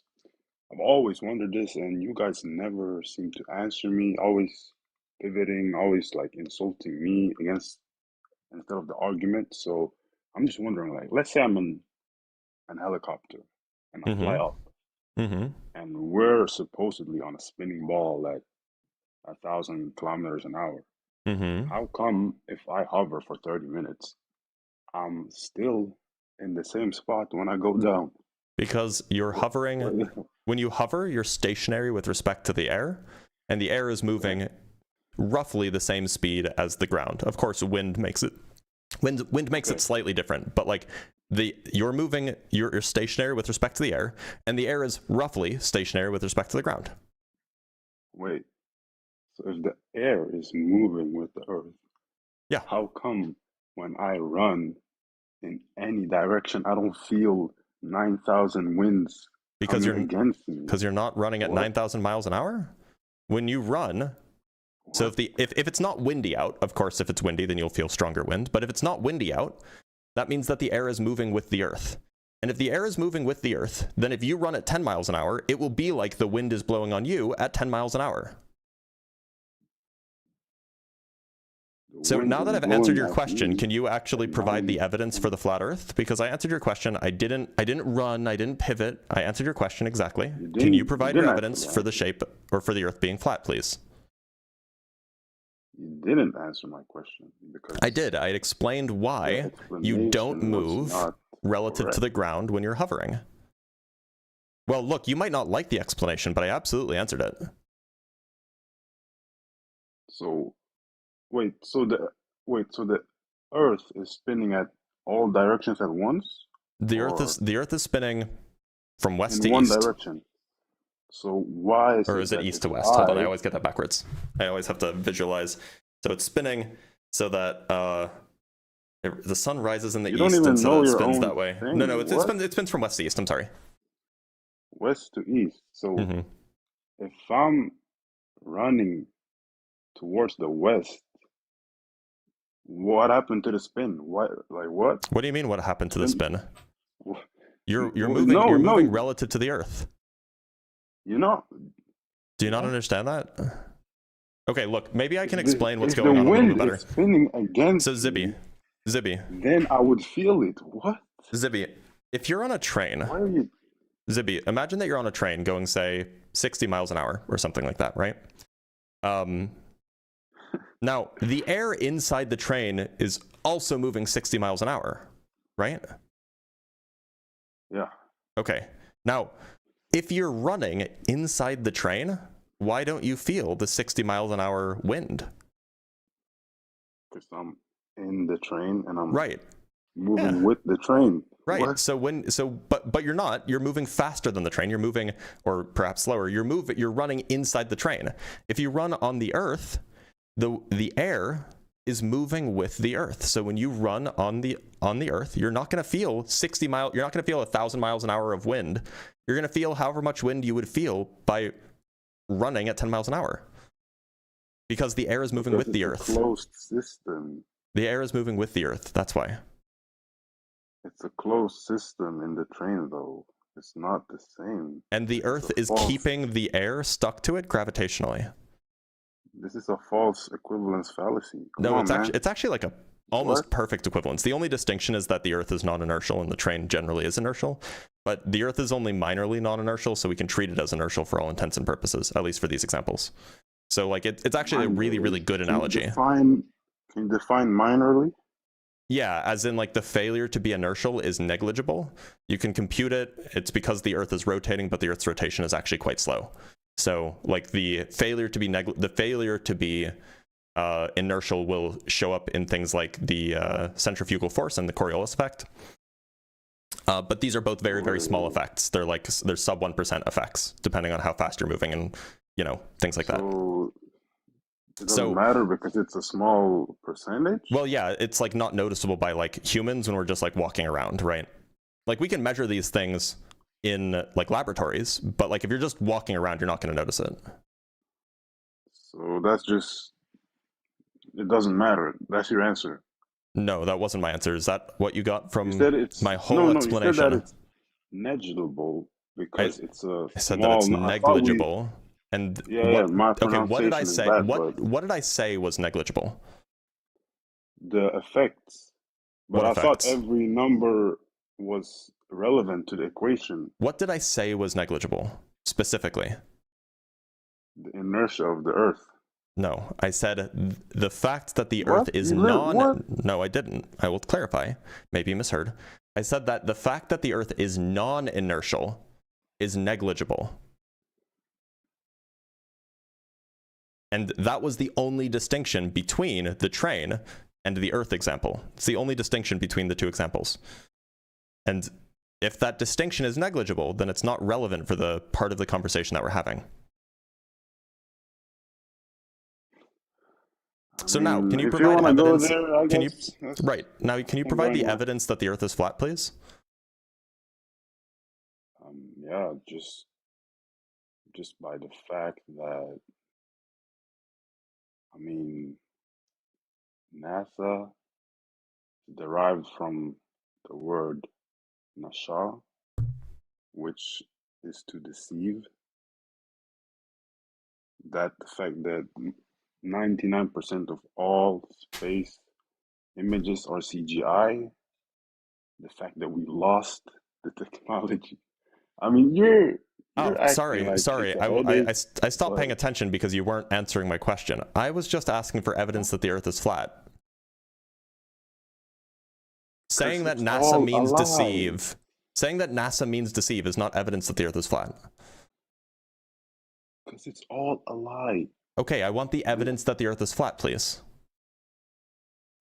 Because I'm literally proving it to you, and you're denying. All you're saying is that this other thing Why is are a you lie. doing- I'm asking for the evidence for the flat Earth. Not evidence against the globe. I'm asking for evidence. Basically, what I want you to do is I want you to prove that the Earth is flat without mentioning the globe once. Okay, so if you don't want to, you don't want to answer my question. Okay, I get it. It's all I right. asked you a question, you didn't answer it. So, no, I'm I not going to literally answer your answered- question within a question. I asked you for evidence that the Earth is flat, not evidence that the Earth is not a globe. Man, these globalists. Okay, I'll tell you this. If you What's the evidence that the Earth is flat? Please. I want evidence. Ice wall. Okay. What about the ice wall? I mean, what about it? Why I've seen it. You've First seen of all, it personally? Yeah, I've seen it. Where? In Antarctica. Which part of Antarctica? In Antarctica, it's Antarctica's a right big here. place. Which part of Antarctica did you see it? Edge of it. There's lots of edge. Which part? You're not even gonna believe me, so why are you asking me? This is I'd bad love to faith. believe you. Which part did you see? Like, which part of Antarctica? What were your coordinates, for example?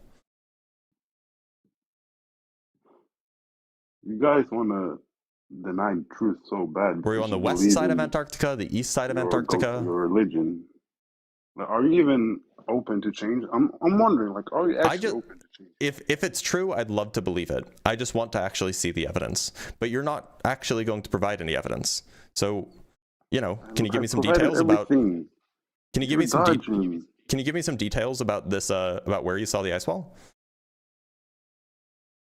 Why do you care so much about the ice wall when I You brought it up.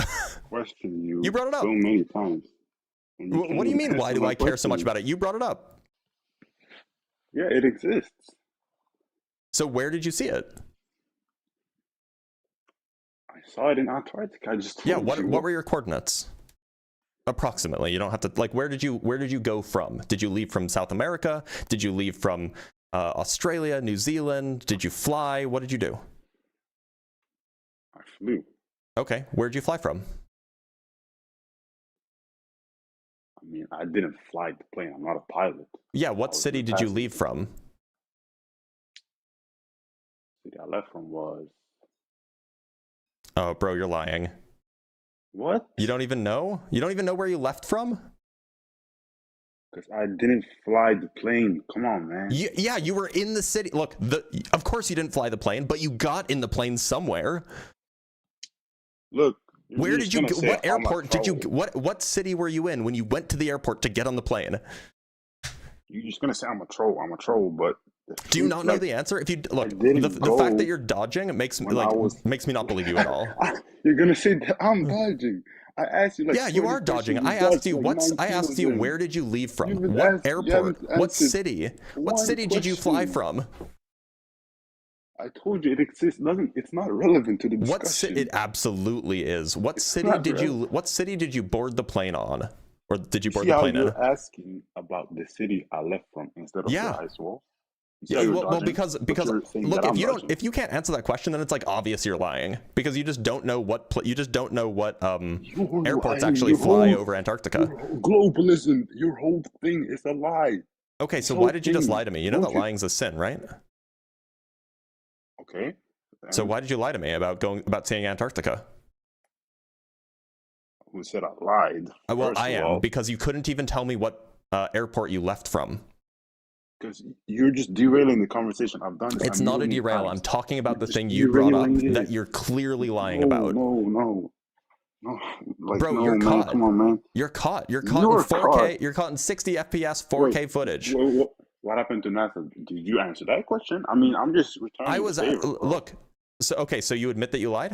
I'm glad we agree. No, I didn't lie. Oh, so then why did you return the favor? You returned the Because favor I about didn't NASA, answer but the question. NASA, you're saying NASA lies, so you're lying? Oh, okay. No, when I asked you about NASA, you didn't answer.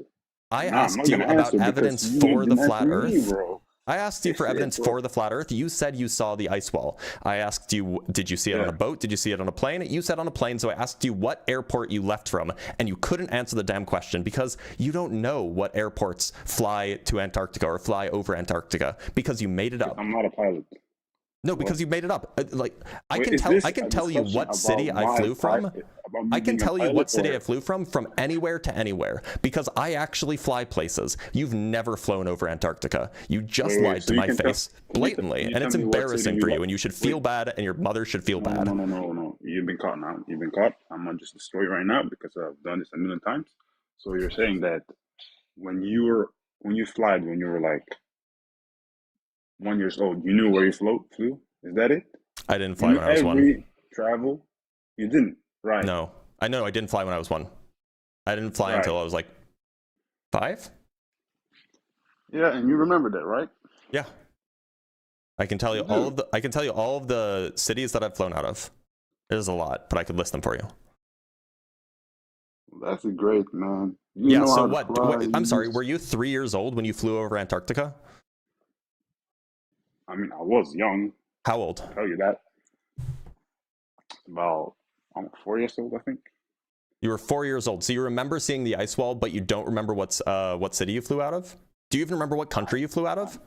I mean, is that so? Yeah, it is. I Is don't that believe so so. surprising? Hold on. Your whole belief that the Earth is flat stems from a memory from when you were 4 years old that No, you're obviously lying no, about, by the way, no, about no. seeing the ice wall in No, Antarctica. you're lying. You're lying. You're just lying right now.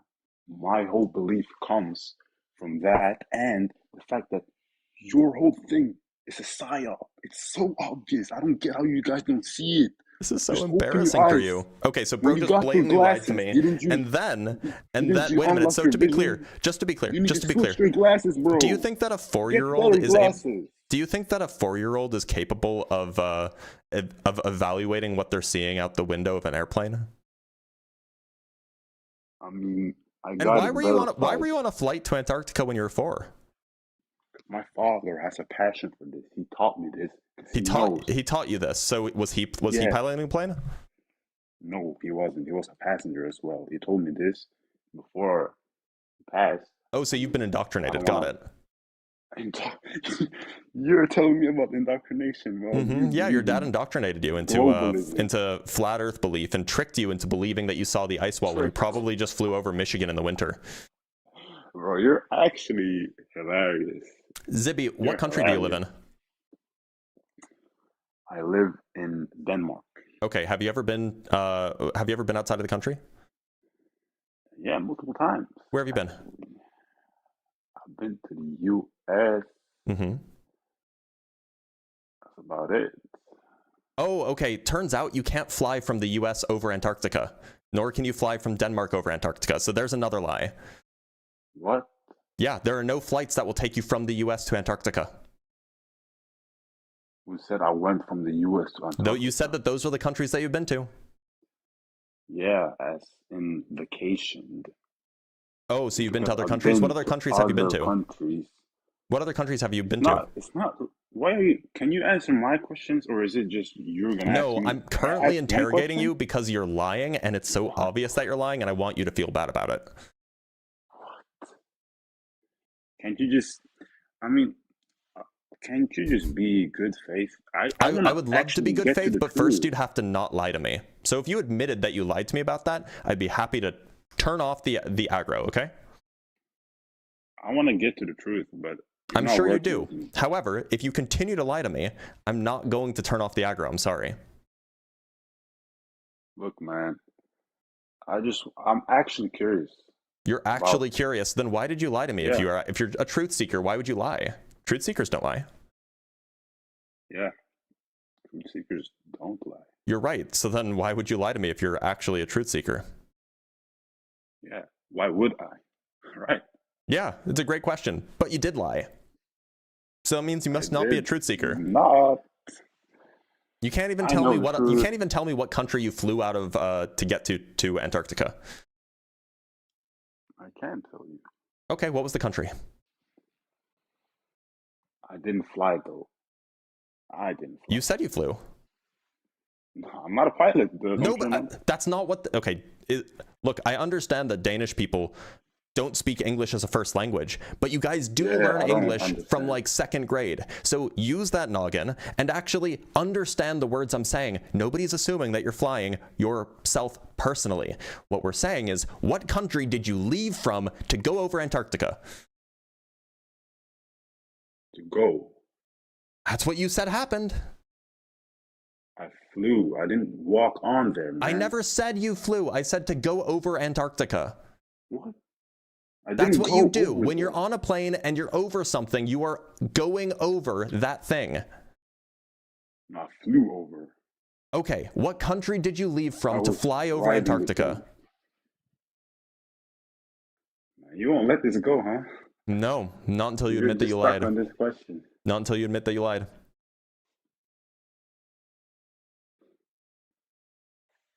You're actually an interesting person. Most of the people are not like you. Yeah, most of the that I people would care discuss less about truth than I about do. this subject. Well, I'm not one of them. I'll tell you Oh, that. you don't care much about truth. Yeah, I agree. Bye, Zibby.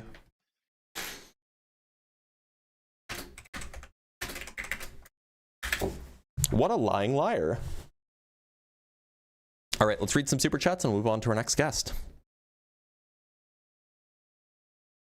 From Gamer Punk Cloud with the $5. Hey Blitz, I'm a studying Greek Orthodox catechumen. I wanted to ask if you have a topics schedule of some kind. I only get Flat Earth every time. So Flat Earth is usually Mondays. And then I usually do something else on Thursday, and then I usually do theism on Friday. This week will be a little bit different because I'm doing five debate live streams this week rather than 3, and so I'm not sure what my schedule will be this week. From Ekipo with the €5. Listening to these people, I mean, is there a correlation? I don't know what correlation you're referring to. Between like Danish people? Maybe. From Ken with the $20. Thank you so much, Ken. What's up? Doing good work, man. Well, I appreciate you. With the $2 from Brando's Metal. Wow, final boss disingenuous gaslighter. Wow, bro. Yeah, I know. He was so disingenuous. By the way, I actually don't think that he was Danish either. I think that was probably a lie. All right, let's bring up Ton618 Hater. Ton618 Hater, how's it going? I'm doing pretty good, sir. I'm glad. Ton618, what shape do you think the Earth is? I think it's flat. Okay, why so? Yeah, so I mean, the first piece of evidence that I visually saw is, well, first off, right, when you're in an airplane, you're cruising at about 40,000 feet. Yeah, 35,000-ish. And then they say that's about like the altitude when you could like kind of slightly see the curvature of Earth, correct? When you're in the cockpit. So I don't know about the cockpit. What I know is that like human eyes aren't good enough to see it out the window, but like cameras are. Cameras are good enough to see it out the window. So yeah, so so when I was younger, if you asked like the pilots for permission, you could briefly go inside the cockpit, just to like, you know, look around and stuff, like for a very short amount of time. Wait, hold on, Ton618. How old are you? I'm 21. Okay. So go ahead, Did continue. You thought I was younger than that? No, go ahead. Oh, my bad. All right. So yeah, when I was in the cockpit, I mean, I was briefly there and I just took a couple photos, but I really didn't see anything like, because I was younger, right? I was like a little kid, so I wasn't thinking like, oh, is it flat? Is it not flat? I just like, yeah. So I just observed flat. Why'd you just lie to me, Ton618? About what? Since 2001, kids are no longer allowed in the cockpit during flight. I know. And you were born after 2001. Yeah. So how could you have been in the cockpit during flight? Well, this if you're not allowed in the cockpit during flight. This wasn't in America. Oh, where was it? Oh, it was in Russia. It was in Russia, sure. Okay. Yeah. Do you think that, do you speak Russian? Da. Okay. Can you tell me that the Earth is flat in Russian, please?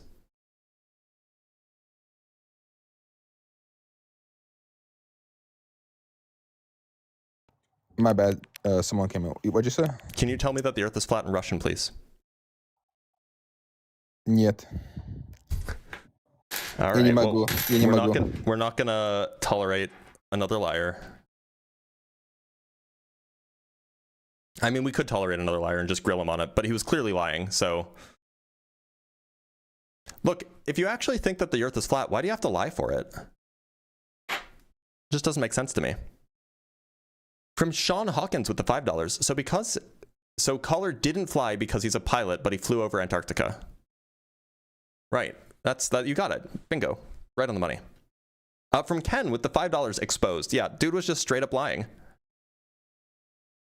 All right, let's talk to Loved Ban. Loved Ban, how's it going? Hello, bro. Loved Ban, what shape do you think the Earth is? Earth is flat, bro. Okay, why do you think so? I have evidence, bro. You can't tell for anyone because. All right, the giggling's giving it away. We do have some cash apps from RR with the $2. Thank you for the $2 cash app, RR, for love watching your lives every morning during work. Well, I'm glad I could provide some entertainment. And then from Shay with the $20 for use that noggin. Yeah, more people need to use their noggin, y'all. Makes me sound really southern, but it has to happen. All right, let's talk to posing as a poser potty, whatever that means. Posing, how's it going? What's up, brother? Posing, what shape do you think the Earth is? I have no idea. Okay, so why'd you come up? I thought you were allowed to come up if you're opposition. Okay, do you think that the Earth is not a globe? Yeah, I would assume it's not. Okay, but you don't think that the Earth is flat? I think you could. So you asked if I know what shape it is. The flat's a description, not a shape. I don't know what shape. I'm using the word colloquially. Do you think that the Earth is planar, or do you think that it's spherical? I'm just saying I don't know what the shape it is. I mean, you can classify me as a flat earther. Do you think it's planar? Do you think it's like topologically planar, or do you think that it's topologically spherical? Well, I mean, I'm giving you the best answer I can and saying I don't know what the shape of the Earth is. So we can talk about it. I gave you, like, there were two options that I gave you. So, okay, so your answer is you don't know what either of those things are. That's fine. Okay. Yeah, so why do you think that flights in the northern hemisphere and flights in the southern hemisphere are almost identical? I mean, I don't know. What does the flights have to do with the shape of the Earth? Well, look, so if the Earth is a sphere, then it would make sense that flights in the northern hemisphere and the flights in the southern hemisphere are like symmetrical, right? But if the Earth wasn't a sphere, it would be very, very confusing as to why the flights are the same in the north and in the south. I don't understand why you would think they're identical. That would mean the land mass has got to be pretty much identical. They are roughly identical. I can show you some examples. Examples of what? I'm not understanding. Of flights. No, but I'm talking about wouldn't the location and destinations have to be identical for them to match? No, they're not identical, but they're like symmetrical across the north and southern hemisphere. So let me show you what I mean, and hopefully it'll be more clear in a minute. Yeah. So this is a flight that flies from New York to Tokyo. It flies every day. It takes about somewhere between 12 and a half and 13 hours, or 12 and a half and 14 hours rather, depending on how the wind conditions are, right? Today it's taking 13 hours, fine. There's another flight, which is flown by Qantas Airlines, which flies from Sydney, Australia, from Santiago, Chile to Sydney, Australia. And this is the flight path down here, right? So if you go look at these two flight paths, they look basically the same, just one's in the north and the other's in the south. See what I mean? No, not really. I'm still not understanding how this makes anything of a difference. To me, I feel like this is like assuming the mailman would know the exact, shape of the Earth just because he has to drive around it all day. Well, look, my point is that it seems like do we agree that airlines are going to try to fly the shortest route that they can, barring external circumstances? No, I don't know what airlines do. I'm not an airline person. Do you know anything posing? Yeah, I mean, I know the horizon remains flat, which is why a lot of how do you people know say that? the Earth is flat. How do you know that? Because I've traveled around the Earth, and You I've traveled seen it. around the Earth, have you? Yeah. Where have you been? Yep. Around. Yeah. Just around? Yeah. I mean, you can go, one location. I would say you've been around. So, I mean, I'm not what kind trying of to be shapes can you go? semantic. What kind of shapes can you go around? I mean, you can go around a cube. Can You can you? walk around a cube. Can you not walk around a cube? I don't know, man.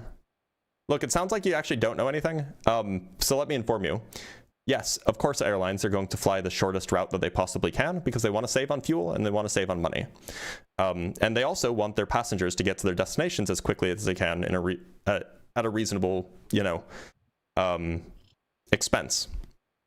So they're going to fly the shortest route that they possibly can. Now, of course, this particular flight from New York to Tokyo, it actually doesn't fly a perfectly straight path because they're avoiding Russian airspace.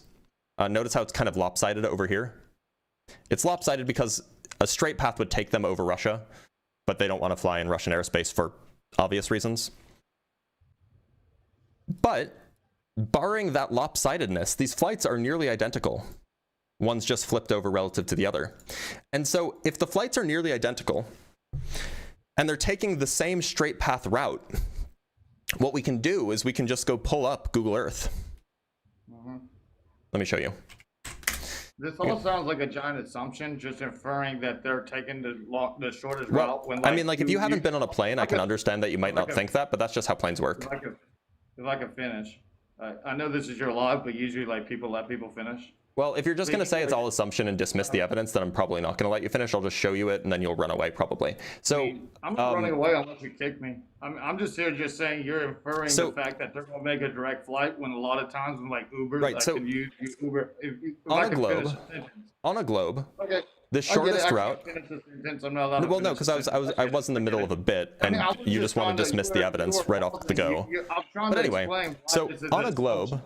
So okay, it's cool. Yeah, it's cool. Okay, so I'm gonna mute you. So I get that you wanted to dismiss the evidence I was about to show you. I get that you wanted to dismiss the evidence before I could even show it to you because it's just devastating to your worldview. It's devastating to your globe skepticism. But the point is that on a globe, if you flew from Santiago to Sydney, Australia. If you flew from Santiago to Sydney, Australia, you would end up flying south first. This is the straight line from Santiago to Sydney. You end up flying southwest first. You'd swing around, and then you'd fly northwest to get to Sydney, Australia. And that's exactly what they do in Santiago. That's exactly the flight path that they do. No, well, this is an actual flight path that you can actually get on. You can actually get on this flight. You can buy. They're giving you factual information. Okay. This is all an assumption. So to be clear, also this isn't science either. This has nothing to do with science. I didn't say the word science once. I thought you. Well, I figured this would be a scientific, discussion. Not. I'm providing you evidence. Well, you're providing me with computer data that you trust. I'm providing you with flight data, which is useful for academics. Exactly, data you trust. Yeah. So are you suggesting that this that the flight data is fake? Are you suggesting that the flight data is fake? I'm saying there's no verification right now. Okay, so how would you verify it? No verification. How would you verify it? I'm saying, why don't we verify it? Okay, go ahead and buy a flight. Awesome. So can we do something we can verify right now? Why can't you verify this? Actually, you know what? I bet you we can. I'm actually not sure about this. I'm speculating here. It wouldn't be done in a day. I'm speculating here, but I bet you that there is a time lapse footage from Santiago to Sydney on that flight. I bet you that footage exists on YouTube.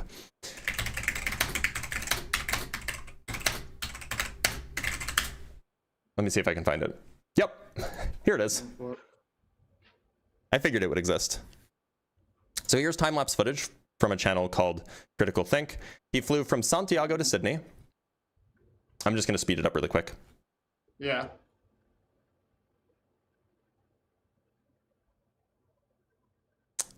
Here's the start. Okay. It would have been nice if we could, verify some stuff. We're just looking out a window here. Yep. This is a time lapse of a flight. Yeah. Did we not get to see him like board at a like airport that says Santiago or something? We can look. We can scan through the thing. I'm just showing you that the flight actually exists, and you can get on it and look out the window. Actually, you know what? Hold on. I bet you that we can identify those mountains. See those mountains that are popping up right there? Oops. I bet you that we can identify them. I bet you we can. I bet you we can. Let's do it. Okay, so let's go back to Google Earth. Let's go find the Santiago airport. One sec, I have to close out of the browser just because it might dox me. Airport. Now we know that he was flying southwest. So what we want to do, or rather, it's probable that he was flying southwest. So, and he was looking at the left window. So he would be looking, here, let me show you what I'm looking at. Yeah, you so can here, definitely tell at least the left window. So here's the Santiago airport, or here's Santiago. The airport is here. And so he was flying, if he was truly flying where he was saying he was flying, then out the left window there should be, out the left window, we saw mountains. If he was flying southwest, that would be in this direction. And so to his left would be a mountain range. A mountain range with snow on it, actually. So this is evidence.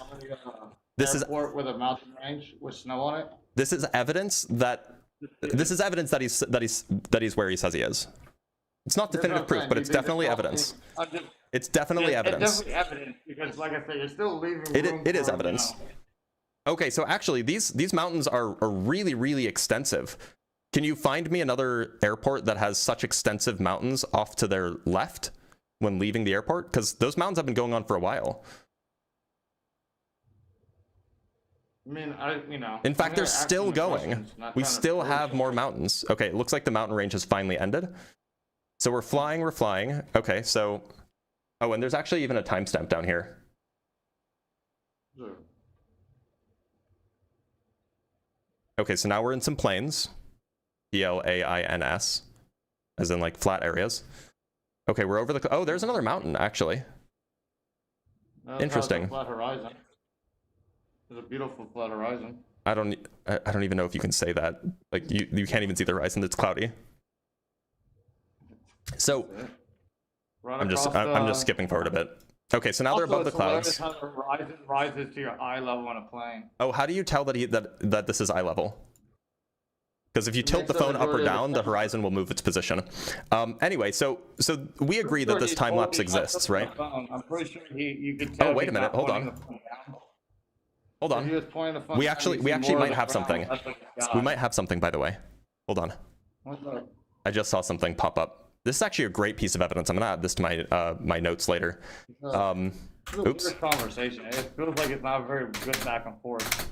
It feels like you're like talking to chat and I'm just here watching. You are watching. I'm just trying to get like a single frame because you can see the screen there, right? It'd be better if you had a genuine conversation and not just... It'd be better if you would actually like acknowledge that evidence exists. Okay, so look at this. I mean, I'm trying to if it did exist. Okay, so see, watch this. So we're gonna see the... Why is it passing over Antarctica? Do you see that? Do you see the Antarctica that's passing by? No, I don't know what you're... No, I don't see Look at the screen. Look at the screen. Look at the screen. I don't see nuts. I'm not seeing... I'm looking at the screen, dude. Do you think I'm not looking at the screen? I will advance it one frame at a moment. One frame at a second. Or one frame at a time. It looks like you're scraping the bottom of the barrel, man. I'm praying you don't get splinters. So this is the flight... Can you see this in the... It's the reflection of the screen right there. Can you see that? I'm not really making out what you're putting on screen. Okay, right there. So right now you're seeing this is two reflections. So airplanes are, they have two windows, right? They have like two layers of windows. So you're seeing two reflections. This is... You mean the window has two layers of glass? Yeah. That's what I meant. Sorry. So what we're seeing is two reflections. We're seeing two reflections from the onboard screen that is currently, that he has it on, I guess, while he's recording. We're seeing the reflection of that screen. Have you ever flown international before?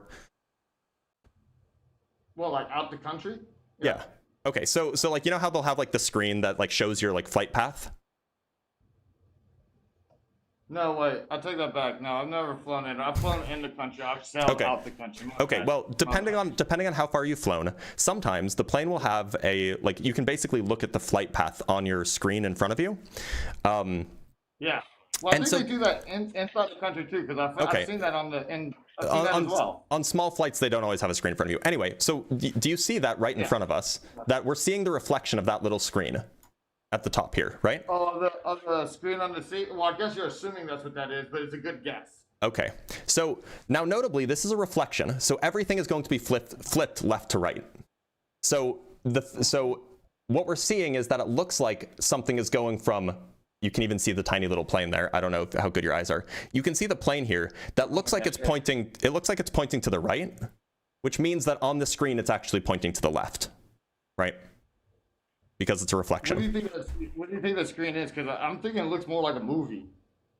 Because they do in cabin movies, my guy. This is just like, you agreed that you can see the flight path while, like, on your screen. You can even see the flight details down here. No, but I'm saying you're assuming that's what they have up. I don't really can make out what that screen is. Okay, so now you're just being disingenuous, so I'll just address the chat. So what we can see here is that the plane is, you're being disingenuous because you know what this is. You obviously know what this is. I gave you, it's probably the screen. I'm not giving you that. So this is the screen, and we can even advance this. We can even advance it a little bit. Bro. It's amazing, bro. It's like you refuse here. Look, look. It's showing the flight path. It's showing the flight path. Literally showing the flight path. Oh, there you go. That one looks more it's just the next frame. It goes between different perspectives. So this is the one where you're zoomed in on the plane and you can't see much. This is the one where you're zoomed out. And so here we see it has a plane on it. I didn't see this. The plane is right here. It's just small. That little thing is the plane. Now, that plane is pointed to the right. However, because it's a reflection, that means that it's actually pointed to the left. That's supposed to be Antarctica below it. That's supposed to be a land mass. Okay, it is, yeah, and so it's so this is very, very strong evidence that this footage was taken on a flight that was going west while it was passing by Antarctica to its south, and that means that it is this flight. There's no other flight in the world that does that, and it perfectly matches him being right here. And so we now have video proof that this flight exists and it travels the direction that we think it exists in. Yeah, it travels in the direction. We still have so many more questions, and the problem is you're just wanting to assume all the answers that give you your worldview. Like, it took you so much just to even go ahead and confirm all the details we needed. That's because your standard of evidence is like. Your standard of evidence is absurd, is what it is. I'm skeptical. Is what it is, bro. Okay. You're very, very gullible and willing to just believe what you're being told. Wait. So, I'm sorry. Who's president right now? Wait, what? Who's president right now? What's to do with anything, bro? Just answer the question. Of the United States. So now we got kicked, and now chat wants to kick me just because I'm like killing your ideas, bro. Who's the president of the United States? It's the orange guy, bro. It's the orange guy. What's his name? Do you like him? Do you want me to say his name? Just say his name. You support him? Just say his name. I'm just saying, bro. What's this have to do with the shape of the earth? I promise it's relevant. It's the orange guy, bro. Okay, how do you know? Why aren't you skeptical of that? What do you mean? What? I thought it sounds like you're being gullible about who the president of the United States is. No, that's like asking me if I turn my car on and you say, how do I know it's running? Oh, have you met him? Have you met the president? Have you been to the White House and seen him in there? What, you're asking, how do I know he's alive? How do you know he's the president? Because I don't really care who's the president and they tell me who it is. Okay, so you're just being gullible. Got it. Hold on. Do I think he does what he says he does and has the control they say he does? No, I don't. You're just gullible about who the president is, though. I don't really know. I didn't know I was talking with a gullible. I didn't know I was talking with a gullible Gary. It's the person that they're signing that title. Yeah, that's not anything you have to really confirm. Oh, you don't have to confirm it? I thought that you were skeptical, not a gullible Gary. No, I am skeptical. Oh, you're skeptical? Then why aren't you skeptical about who the president is? So is this your way of deflecting from the shape of the earth? This is my way of proving that your standard of evidence here is hypocritical and absurd. I care more about the fact that they're lying than I care who they say is liar is. You care Yes, more you're about the trying fact. to Okay, move the so globe, so you have to deflect and try and make these whole like, oh, you only care about this, not this. No, the problem is, yeah, I mean, you're just gullible. It's fine. It's fine. You could admit that you're gullible. I'm not gullible. You're gullible, bro. I'm skeptical. Oh, the classic "I'm rubber, you're glue." You got me. No, you're the one that blindly believes. I'm the one saying I don't know what the shape of the Earth is. I'm trying to figure it out. Yeah, I know. That's And called you look, you do. integrity. Look, That's called intellectual integrity. No, it's called intellectual. It's called intellectual You put your vapidity. hair in a bun and then you put glasses on and get on a web stream and think you're So saying a lot of posing, smart shit. so posing. By the way, I need glasses to see because my eyes are shit. But posing as a poser. I'm just having fun, bro. Don't take it too serious, bro. All right, so posing as a poser, which is pretty evident what you're doing. It seems like. You call me a troll like you call everyone else who believes in a flat Earth. No. You're just posing as a poser. You're posing as skeptic. What you never do is prove the globe. So no, you're posing as a skeptic, but really you're just intellectually lacking with regards to understanding the evidence for the shape of the Earth. That's what's happening here. This is not skepticism. This is posing. Have you ever heard the phrase having an open mind is fine? I don't mute people. I just kind of let them talk. So having an open mind is fine, but don't let it be so open. Don't let it having an open mind is fine, but don't let it be so open. Don't let it be so open that your brain falls out, because that's what you're doing. Word to try and shut your live down. Sorry, one more time. People scream the R word to try and shut your live down. Some people do. I just end up kicking them though. Anyway, posing, I think that we're probably done here. I've presented you with wildly compelling evidence that that flight exists in the direction that it says it's going. We have a time lapse of it happening. We have confirmation via the flight data that's provided on the screen. I think that that should be compelling enough to literally anybody who doesn't think that they're a brain in the vat, but you do think that we're a brain in a vat, except you don't. So thanks for being here. I guess have fun leaving your brain open.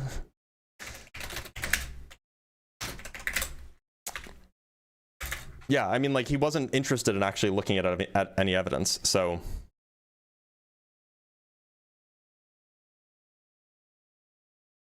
Right, he wants to preserve his worldview, not change it. And his worldview is that the Earth is not a globe. He's not just skeptical, he's not just being intellectually honest. He just doesn't want to believe that the Earth is a globe because he thinks that everything is a lie. From the realist MC with the $2, you have a lot of patience. Well, thank you. It's practiced. And from Ken with the $10, flat earthers seeing evidence be like, evidence with a logical argument, my one weakness, vampiric hisses and turns to ashes, still denies it. That's exactly what happened, except he just denied it, which was crazy. He didn't even say the evidence with empirical or with logical argument. You know what the best part about this is? The funniest thing about that whole conversation. Oh, I need to hydrate. Thank you for reminding me. One moment.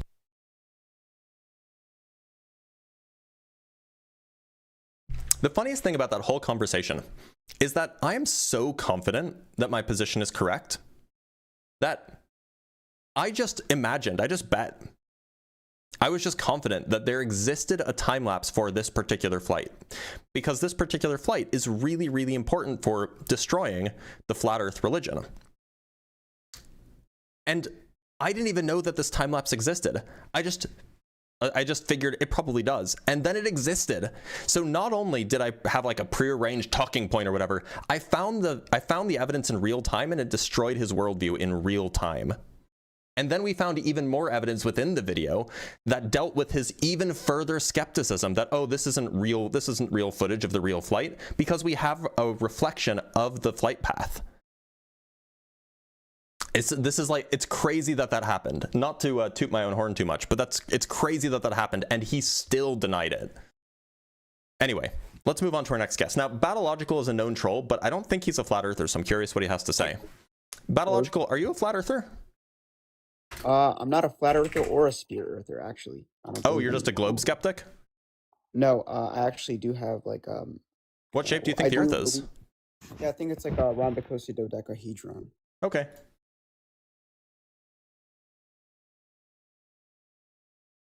All right, let's talk to Jesus Warrior.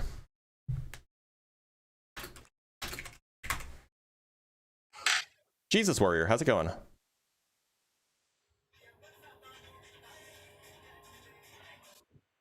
Jesus Warrior, can you hear me? Yes, sir. What's up? What shape do you think the Earth is, Jesus Warrior? Flat. Okay, why do you think it's flat? Water. You think it's flat because water. Can you say more than one word sentences? That'd be great. Okay, you find me the globe water, I'll become a globist. I find you, I don't know what that means. I find you the globe water. If I showed you a video, would that be convincing? No. I want you to find me the curved water that stick to your ball. I Okay. want that water. Yeah, sure. One sec, don't let show me me pull it up. I'm fine. I'm pulling it up for you. Don't worry. Oh no, it's not that one.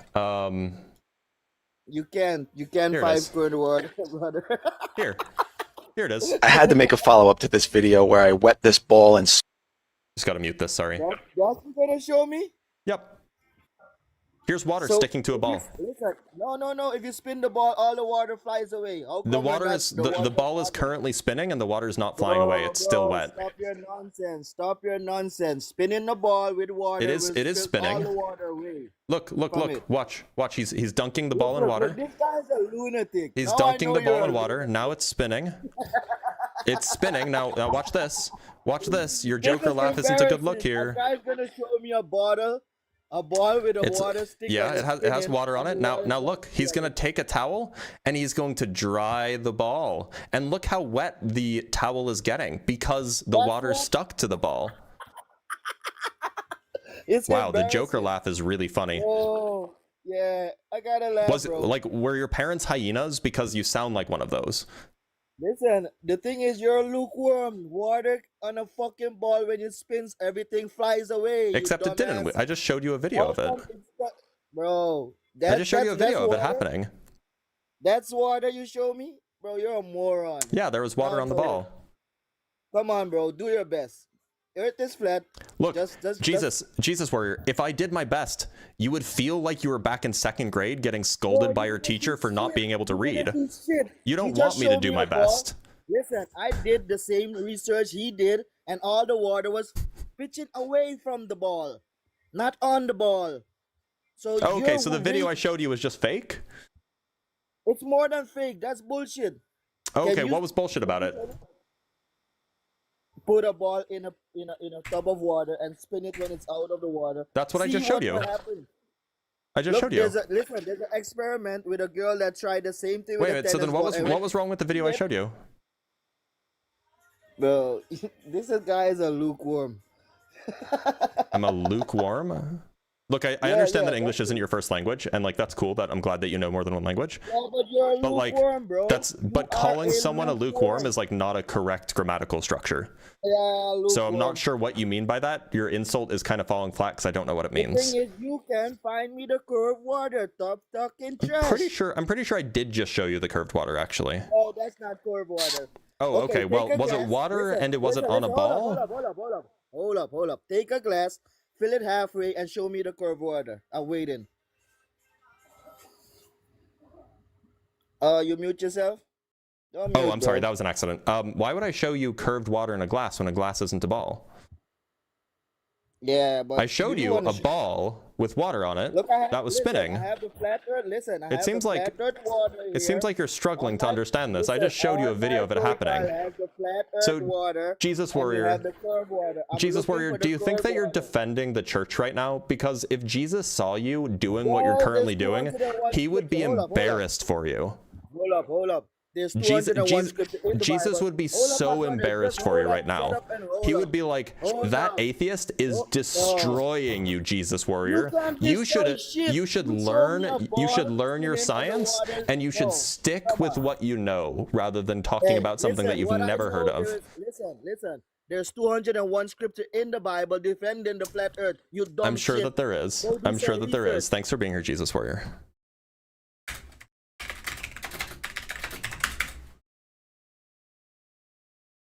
That was crazy. Like, I showed it to him in front of his eyes, and he was just like, no, no.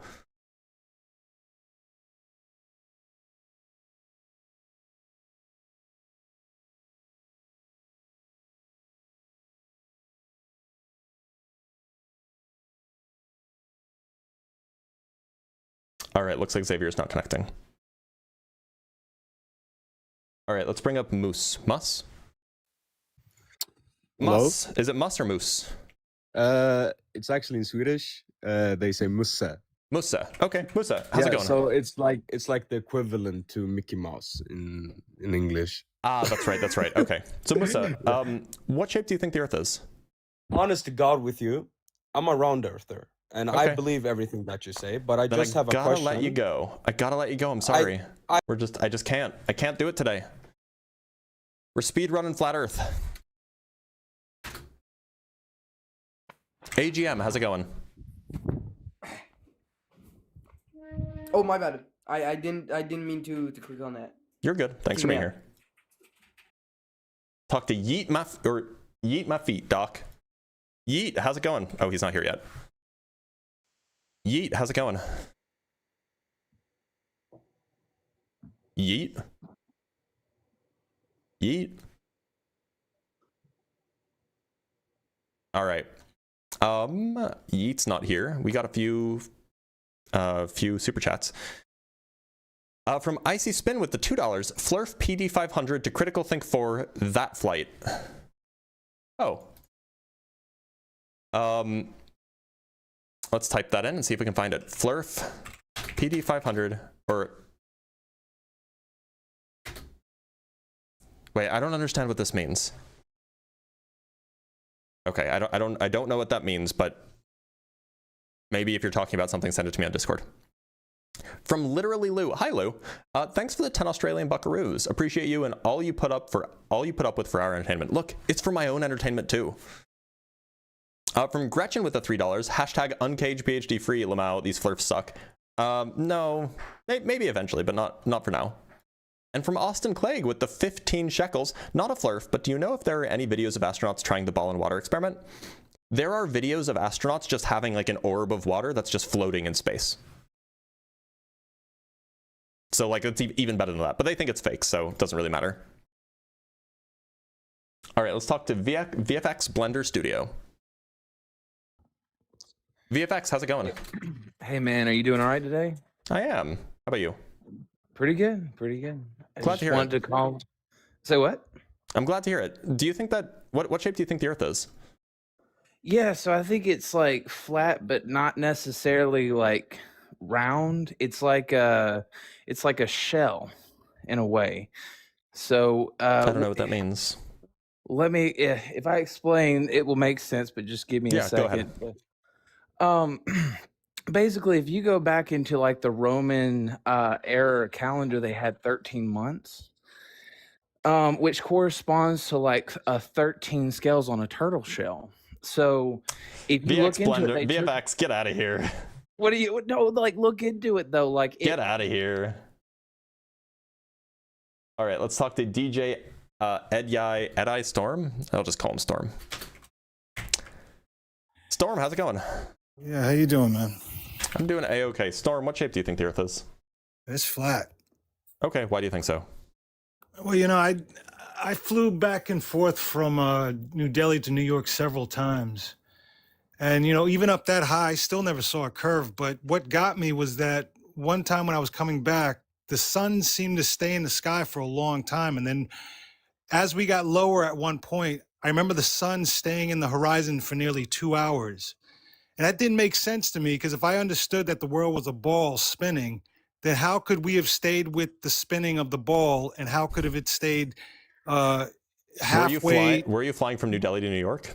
Yes. Yeah, it's because you were flying against the turning of the Earth. No. That's not what I'm. Not if the sun is on my left hand side. The sun was on my left hand side. I watched it the whole time. So I watched it. Flying from New Are you Delhi gonna let to me New finish? York. I mean, Are flying you from gonna let me finish? I'm trying to understand what you're trying to say. So you're flying from New Delhi to New York. What part of the year was this? What difference does it make? Because Okay, it was depends summertime. It was June, as a matter okay, of so and you were in the northern hemisphere, right? It was June several times actually, but again, I'm not seeing a curve, bro. It but matters listen, wait, because okay, it forget matters that. All right, because you forget said that the sun forget was that. on Let the me ask right you hand something. side. The sun wouldn't Let be on me the ask right you hand side something. ever if you're leaving from New Delhi. If it's Say June. again? If it's Say June. again? If I remember correctly, what's the latitude of New Delhi? Bro, come on, I don't know. It's 21 and so it's 21.68 But wait, you're gonna tell degrees north. wait. You're gonna tell me what I saw. Well, See, look, I think forget that you're either forget that, forget misremembering that for now, or forget okay, that, okay, we're changing forget that. topics. Cool. Okay, go ahead. So, have you ever been on a flat, straight, long road in the distance when you see looks like water in the far distance at the end? Have you ever seen that before? Yeah, it's called a mirage. Yeah, and the same mirage is what people do when they think the ship is going over the horizon because it's doing a mirror effect. No, not So always. it's a mirror effect. So you're cutting not off half always. of the. Say again? No, not always.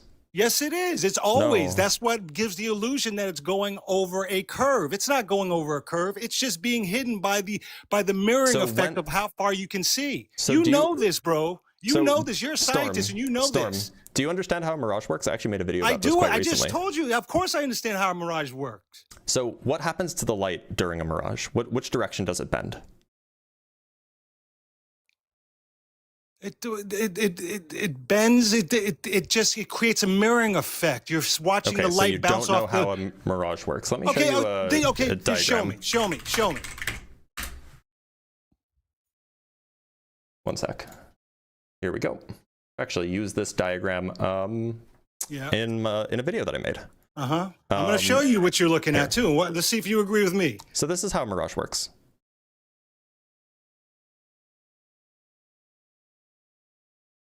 So like, for example, you might think that you have to look down to see the top of a tree, say. You get that mirroring effect. But what's actually happening is that the light from the top of the top of the tree, sorry, I just need to click. The light from the top of the tree would normally just go like basically straight to your eye. But because there's a difference between hot air and cold air, the light actually inverts on its way to your eyeball. And so it looks like it's coming from down below, which is what causes the mirroring effect. But that doesn't always happen. It's not always the case that you get an inversion. Okay, so and by the way, that's the if same that thing is that the causes case, the okay, water on the so road. if that is the case, okay, so if that is the case, that means then that building, if it's on a curve, it should be leaning away from Well, we're just the talking viewer. about mirages right now. So a mirage, No, but I'm just saying. No, I won't- understand. I get it. You're I saying don't think it you do. refracts, but I don't believe that because when you zoom in with a camera, it doesn't do the same thing. Why doesn't it bend then? Well, that's because most of the time when you're seeing a boat disappear beyond the horizon, it's not a mirage. You're not, bro. That is a mirage. If you can't see that far, and it creates a mirroring effect from the light bouncing off. It's not creating a mirroring effect. It is create. You're seeing it right there, and you're right there. What you're saying, that's a mirror effect So right there. What you so had, you have this is a mirage. This is a thing that really happens, but Yes! they're not that common. And so most of the time, when you see a boat go over the horizon, it has nothing to do with this. So what does it have to do with then? The curvature of the Earth. The curve. Yeah. Okay, so the Earth is spinning as fast as it is, and it's going against centrifugal force. The theoretical gravity is going against centrifugal force. Is that what you want everyone to believe? A ball, the massive ball with water, as much as it weighs, is stable somehow, right? It's not creating. We don't even have a ring around the where all forces would go with mass with something so lucid. How is it that the oceans are so not, bro? You are escaping reality, is what you're doing. You're lying. You're lying to people. You're spreading misinformation. How does water finds its level? You can see that by listen. The mirage you're talking about, I've done it. The experiment on a table. In a distance, it looks like it's the bottom of it is disappearing because of how your eyes see it. You know this, bro, but you're acting as if we're crazy for questioning how lucid water works. I never seen water curve around any ball. Show me a science experience except for Globey McGlobetard's stupid example. I can't believe you used that as an example. You're a terrible scientist, bro. You're terrible. You're the worst. You're not even doing anything. You're just, what you've got here is just, you're getting paid to pay your rent right now. That's all you're doing. And you're causing misinformation. You know. So tell me, how does centrifugal force go against theoretical gravity? Show me an experiment. Is your tantrum done?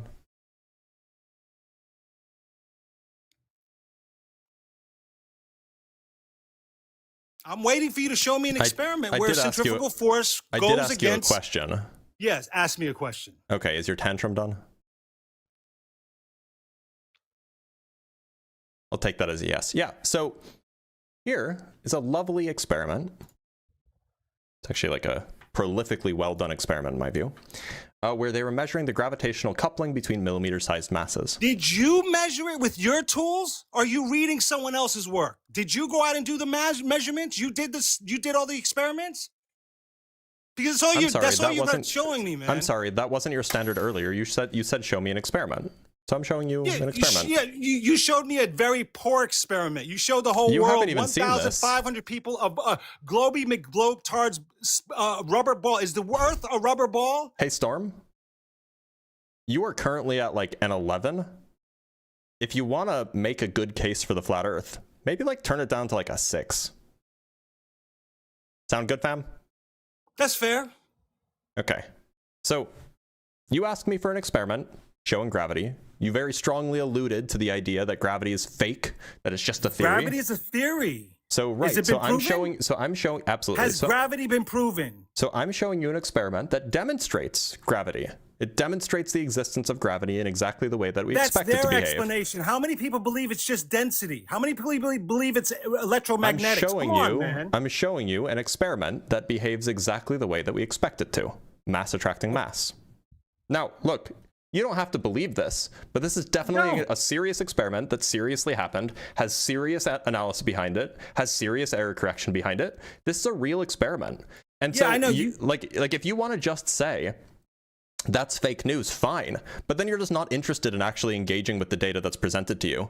It's just, you just want to dismiss anything that disagrees with your worldview, which, you know, I guess if data can be corrected. You don't believe data can be changed. You don't believe it can be lied to. I guess if you have like a weak mind, you might just want to just ignore any data that disagrees with your worldview. But this you is could real say data. that. That's easy. This is that's real an data. easy insult for you. You could say that. That's fine. But I'm still asking you if it is easy because it's true. Gravity is a theory, bro. Where is gravity? What do you think a theory is? What do you think a theory is? I know exactly what a theory is. It's not a fact. Can you define the word for me, please? No. Let's hear your definition, since I'm so stupid. So as far as scientists are concerned, a theory is a theory is a mathematical model with a physical interpretation. That's what a theory is. A mathematical model of what? It's a mathematical model with a physical interpretation. That's what a theory is. Okay, so then prove to me how gravity works. What model do you have that shows that how gravity works specifically? The model that we use, the theory of gravity that you're referring to. Theory is not a fact, bro. You keep saying it. It's not a fact. Category error. It's a mathematical model with a physical interpretation. Now, the way that we understand gravity these days is via general relativity. Have you heard of that? Yes. Okay. So general relativity has stood up to experimental verification time and time again.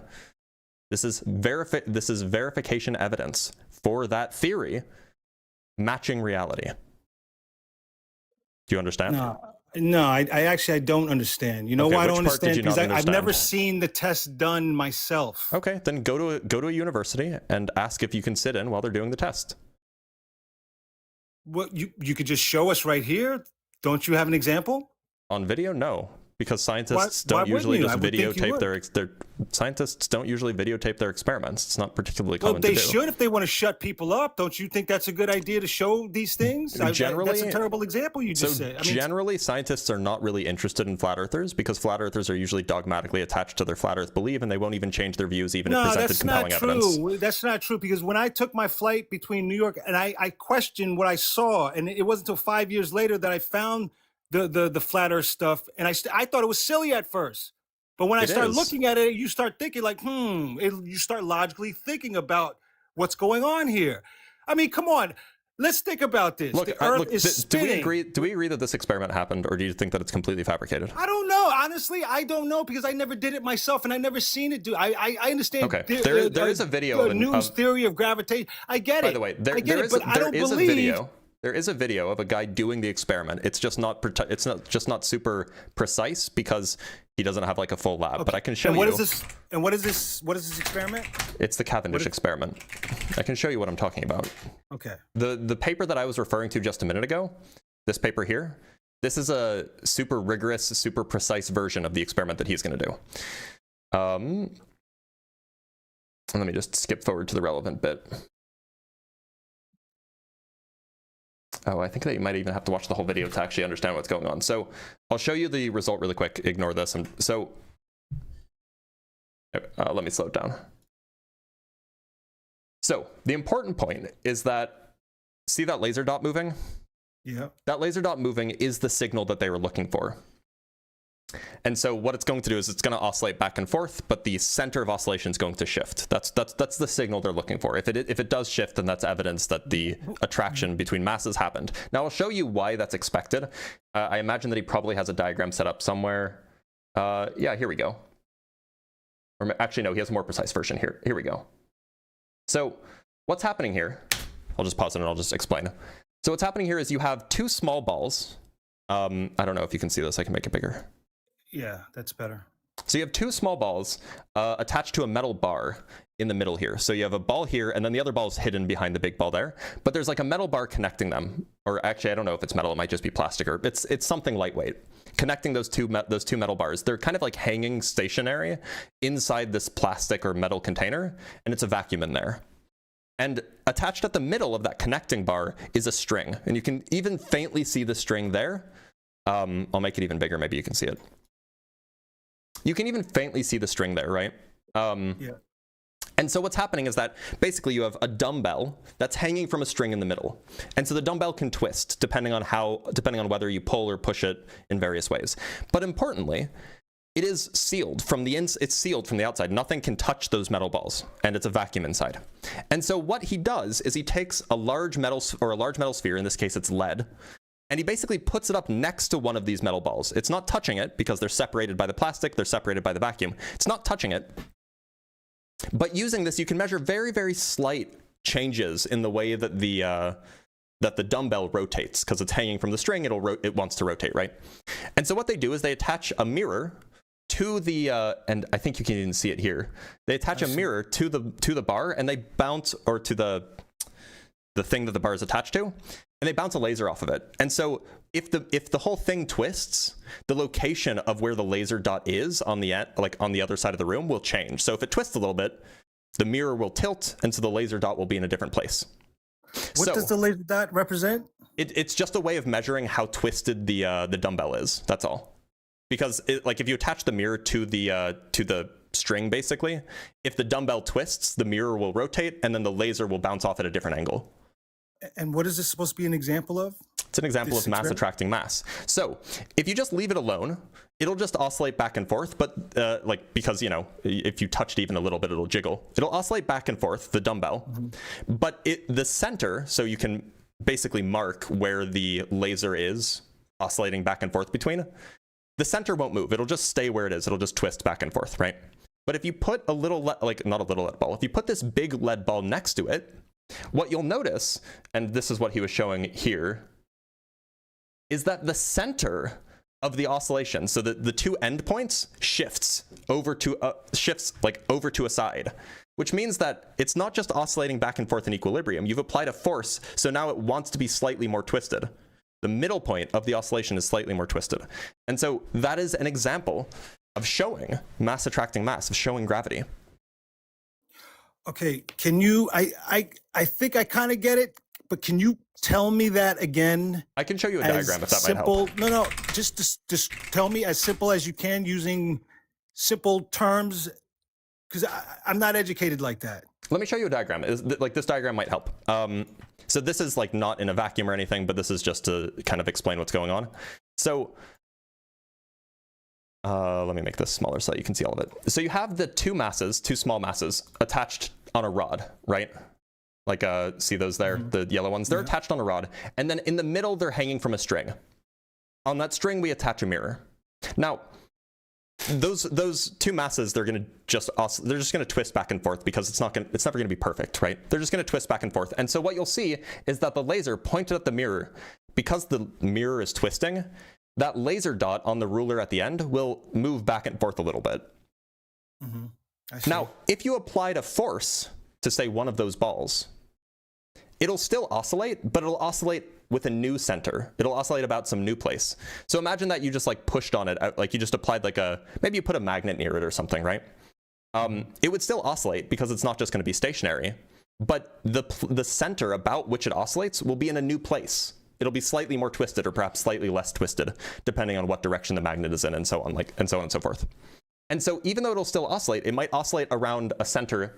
Maybe it's centered around over here rather than being centered here. And so what they did is they just took these heavy balls, in this case they're the orange ones, and just put them next to the yellow ones. And they attracted each other. The motion of the laser beam moved in exactly the way that you would expect if there was something tugging on those balls to rotate slightly. And that's what they see. But okay, so what are these metal balls, what's the material of them? I mean, in the example that I just showed you, the video, I think they're lead. But they're not spinning. What do you mean they're not spinning? The balls, are the balls No, the balls aren't spinning? spinning. The balls aren't spinning. This is just an example of two masses attracting each other via gravity. Okay. So what example is that for the Earth then? What am I trying to understand here? Well, the reason why I gave you this example is because you think that gravity is not real, and this is like the prototypical example that shows that gravity is real and it behaves the way we expect it to behave. This is like the standard experiment. We've been doing this experiment for 250 years in different contexts. This is the standard experiment that shows that gravity is real. I'm trying to understand. So the balls are made of lead. Yeah, because it's just gravity cares about how heavy a thing is. So you want heavier things so that you can see the effect more significantly. I don't know. You see, I think I get it that you have these objects that are doing something, but I don't know if that really means the same, that it's going to have the same objective. I mean, the Earth is going to have the same issues, or, you know, with things. It's not making sense. It's just, it still doesn't make sense. Is the Earth made of something different from like the balls? Because you can do the experiment with everything. It doesn't have to be lead. That's a good point. I see that. But okay, so this is one of the issues that that seem to be, that doesn't seem to get answered. Like, okay, so the Earth is the core of the Earth is hot, right? Yeah. So why are the ocean floors cold then? Because the core of the Earth is thousands of miles away from the oceans. Well, then, I mean, see, when you say things like that, that would tell me that the Earth is much bigger than what we're being told then. So on the standard globe model, the Earth is 4,000 miles in radius, which means the center of the Earth and the deepest part of the ocean is like, what, 7 miles, 8 miles deep or something like this? So the closest that any part of the ocean gets to the core of the Earth is like 4,000 miles minus 8 miles, right? So like the ocean is hardly any closer to the center of the Earth than the rest of the surface of the Earth is. Yeah, but like a pot on a stove, the heat eventually permeates to make everything hot. So I mean, how as hot as it is, it's not adding up, bro. That's what I mean. Those things don't add up. So what you can do is, so you can actually like ask that question, and perhaps it's a feasible question. You can ask how much of the energy that, you know, suppose the Earth is a globe, right? And suppose that the center of the Earth is really hot. How much of the energy, like we can figure out how quickly that energy will leak out, because, you know, heat takes time to conduct across things. You know, like if you have an iron bar, it could be hot on one end while still cold on the other end, for example. So it takes time, and so the heat won't flow out infinitely fast. And you can basically just calculate how quickly, or how much of that energy will make it to the surface of the Earth every second, for example. And like, it's some, but if you compare that to the amount of energy that the Earth gets from the sun every second, the Earth gets like 1,000 times more energy from the sun than it gets, the surface of the Earth, sorry, gets like 1,000 times more energy from the sun than the surface of the Earth gets from the core of the Earth. Just because the sun gives us a lot of energy and the core is just really far away. It's just like it has to get through all of that rock to give us all of that heat.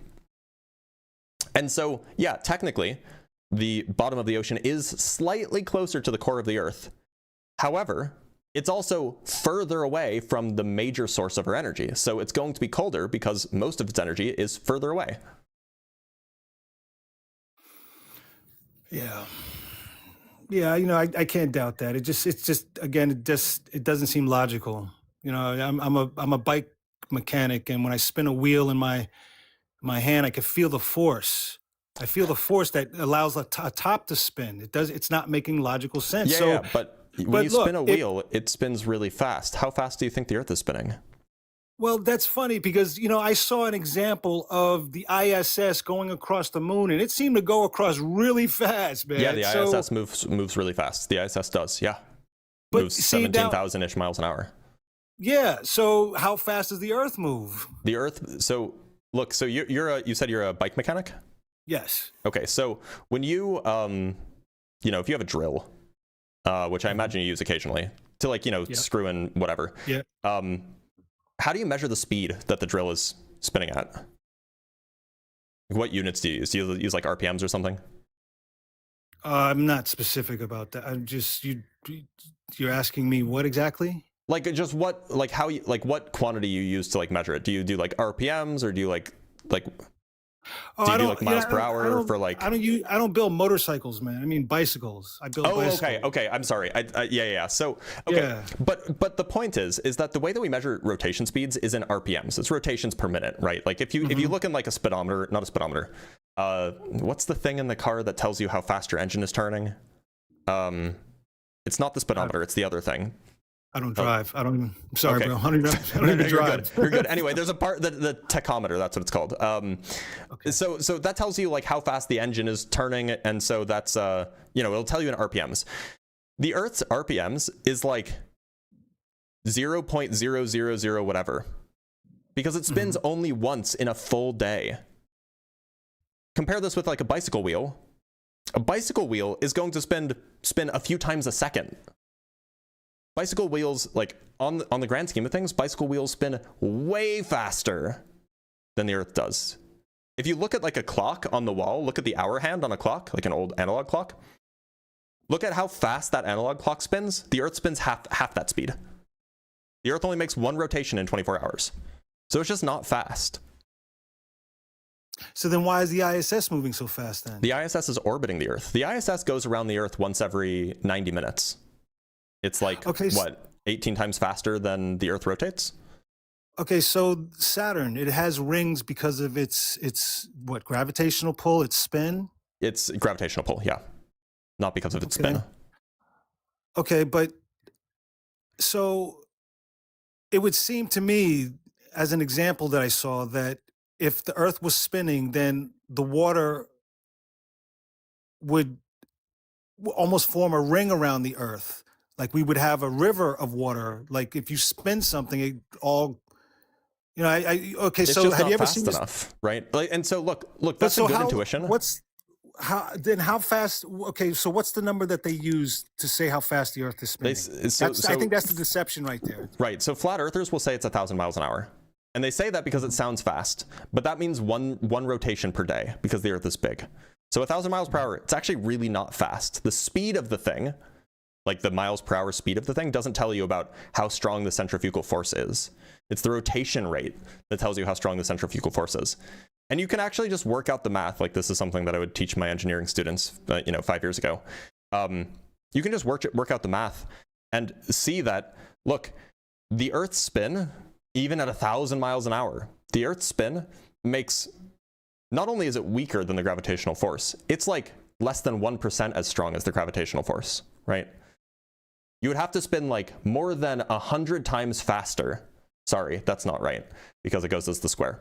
You would have to spin at more than 10 times faster to even hope to have stuff fly off the Earth. It's just not spinning fast enough. Okay.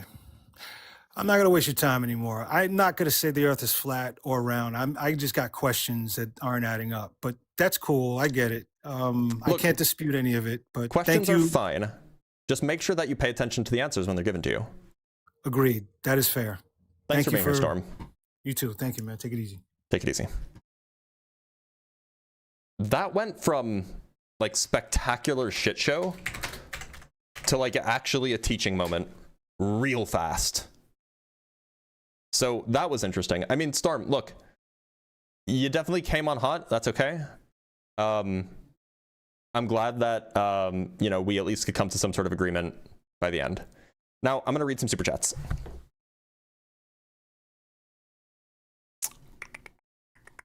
Ooh. Right, so from Dylan White with the $10, Dr. Blitz, whenever you get a guest who claims to be an engineer/scientist, you should absolutely test their mathematical rigor, especially if they claim to have graduated out of university already. I usually do. I usually do because it's a super relevant point. But I'll try to do it more. From Brian Peck with the $2, thank you so much, Brian. In a 3-inch diameter glass, the drop would be 18 nanometers. The drop? Oh, yeah, exactly. Yeah, that was from the previous guy. From Icy Spin with the $2, sorry, I think that you probably clarified. FLERF paid $500. Toon updated his laws of FLERF. Oh, really? That's crazy. Hold on. Yeah, let me show you guys this. This is a big deal. Actually, this is a huge deal. So MC Toon is a big flat earth debunker guy. Nice guy. He has laws of FLERF. The first law of FLERF is FLERF citations always contradict the FLERF's claims, no exceptions. Second FLERF, FLERF challenges are fake. 2 exceptions. FLERFs are pseudoscientists when evaluating flat earth and science deniers when evaluating globe evidence, no exceptions. And 4, every attempt to FLERF explain a phenomenon contradicts FLERF explanations of some other phenomenon, no exceptions. So apparently there's 2 exceptions to the FLERF challenges are fake. Because apparently Steve, a FLERF by the way means flat earther, from England that goes by Hey Dude, offered to pay Critical Think $500 to live stream before and after his flight from Santiago to Sydney. He paid. The same Steve offered to pay $1,000 to anyone that can use audio analysis software to show that Jaren said since instead of sets during a video Jaren filmed in Antarctica. He paid. So I guess Steve, who goes by Hey Dude, is intellectually honest, and that's dope. Now, Cynical sent a GOAT trophy for 1,000 joules. Thank you so much, Cynical. I appreciate that.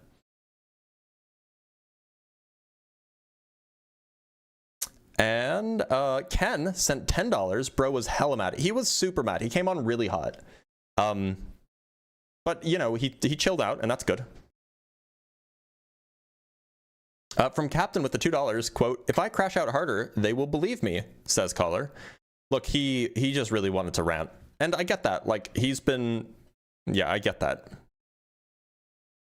From Totodile Dragon with the $5. Thank you so much, Totodile. I'm in lab, immunology postdoc, working on a paper we hope to soon publish. Your guests genuinely make me look forward to unreasonable reviewers, right?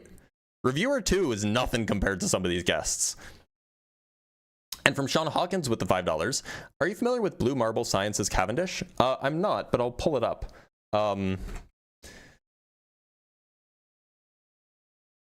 Blue Marble Science Cavendish. Let's see. Oh, is this the guy that I actually think I am familiar with. I think I am familiar with this guy. He actually set up like a really rigorous test, and he was actually like making measurements and stuff. So I am familiar with this, but I should add it to my list of relevant videos to put into my debate notes. From Mindforged Manacle with the $2, laser beam tugging on the heavy balls. True, that's what the laser beam's doing. And from Dr. Fudge with the $2, oh, that's interesting. He thinks space is real. I probably doesn't. And from Turd Furter with the $5, it is clear the Earth is flat because if a car runs over you, you get flattened. Obviously, they don't say rounded. True. They definitely don't say rounded. You got me there. All right, y'all. Let me just double check, make sure that I didn't miss any cash apps. We did get a cash app from... We got a few cash apps. One from Steven. Thank you for the $7, Steven. Watch as much as I can. Thanks for the great info. I do my best. I appreciate you, Steven. And from C-Bar for Slay. I will slay. Slay your enemies. Make them. No. And then from Chad Oris with the $10 for thank you for fighting for knowledge and reason. Look, I just think it's important at this point. Like, we are having a bad time as far as reason and, you know, intellectual appreciation these days. It's just really not good. Now we also got a coffee. We got $5 from Nidisina with the message, thank you for taking on these flat earthers. I don't know how you do it, and I appreciate you. I'm left so exasperated, but all I can do is yell at my phone. Look, here's the secret. You can be exasperated, and then you can do a live stream, and then you can be exasperated at them, right? And then you don't have to yell at your phone. You can yell at the people, but try not to be too mean. We got one more super chat from ASDFGHJKL Enya. What bracket do you play in Commander? Who's your favorite Commander right now? I play all brackets. I have decks all over the place. I recently made some pretty big change to my Animar deck that I've had since 2013 or 2014, which, you know, it's edging on bracket 5, maybe high bracket 4. Most of my decks are going to sit comfortably in the bracket 3 range. I have a few that are bracket 2 or bracket 1. But I don't have, I have one that's like marginally bracket 3, maybe bracket 4 as well. But the Animar deck and then my other deck that I've been really enjoying is a Grothama. I don't even remember the rest of his name. Grothama the All-Devouring. It's a very fun card. Hold on, let me just show y'all. In case you don't know, yes, I'm a Magic the Gathering nerd. I've been playing it a lot lately. This is Grothama the All-Devouring. He's the goodest boy. And there's a fun deck that I made with him. Anyway, that is all I have for you guys today. So we are going to call, we're going to call it a day. We're not doing any debate. We're not doing any Ask a Physicist this week. I'm going out of town next week, so I need to make sure that I have a good backlog of stuff to post on YouTube. So we're just going to be doing debates all 5 days this week. So that means Monday through Friday, debates every day. Who knows what topic we'll be doing tomorrow?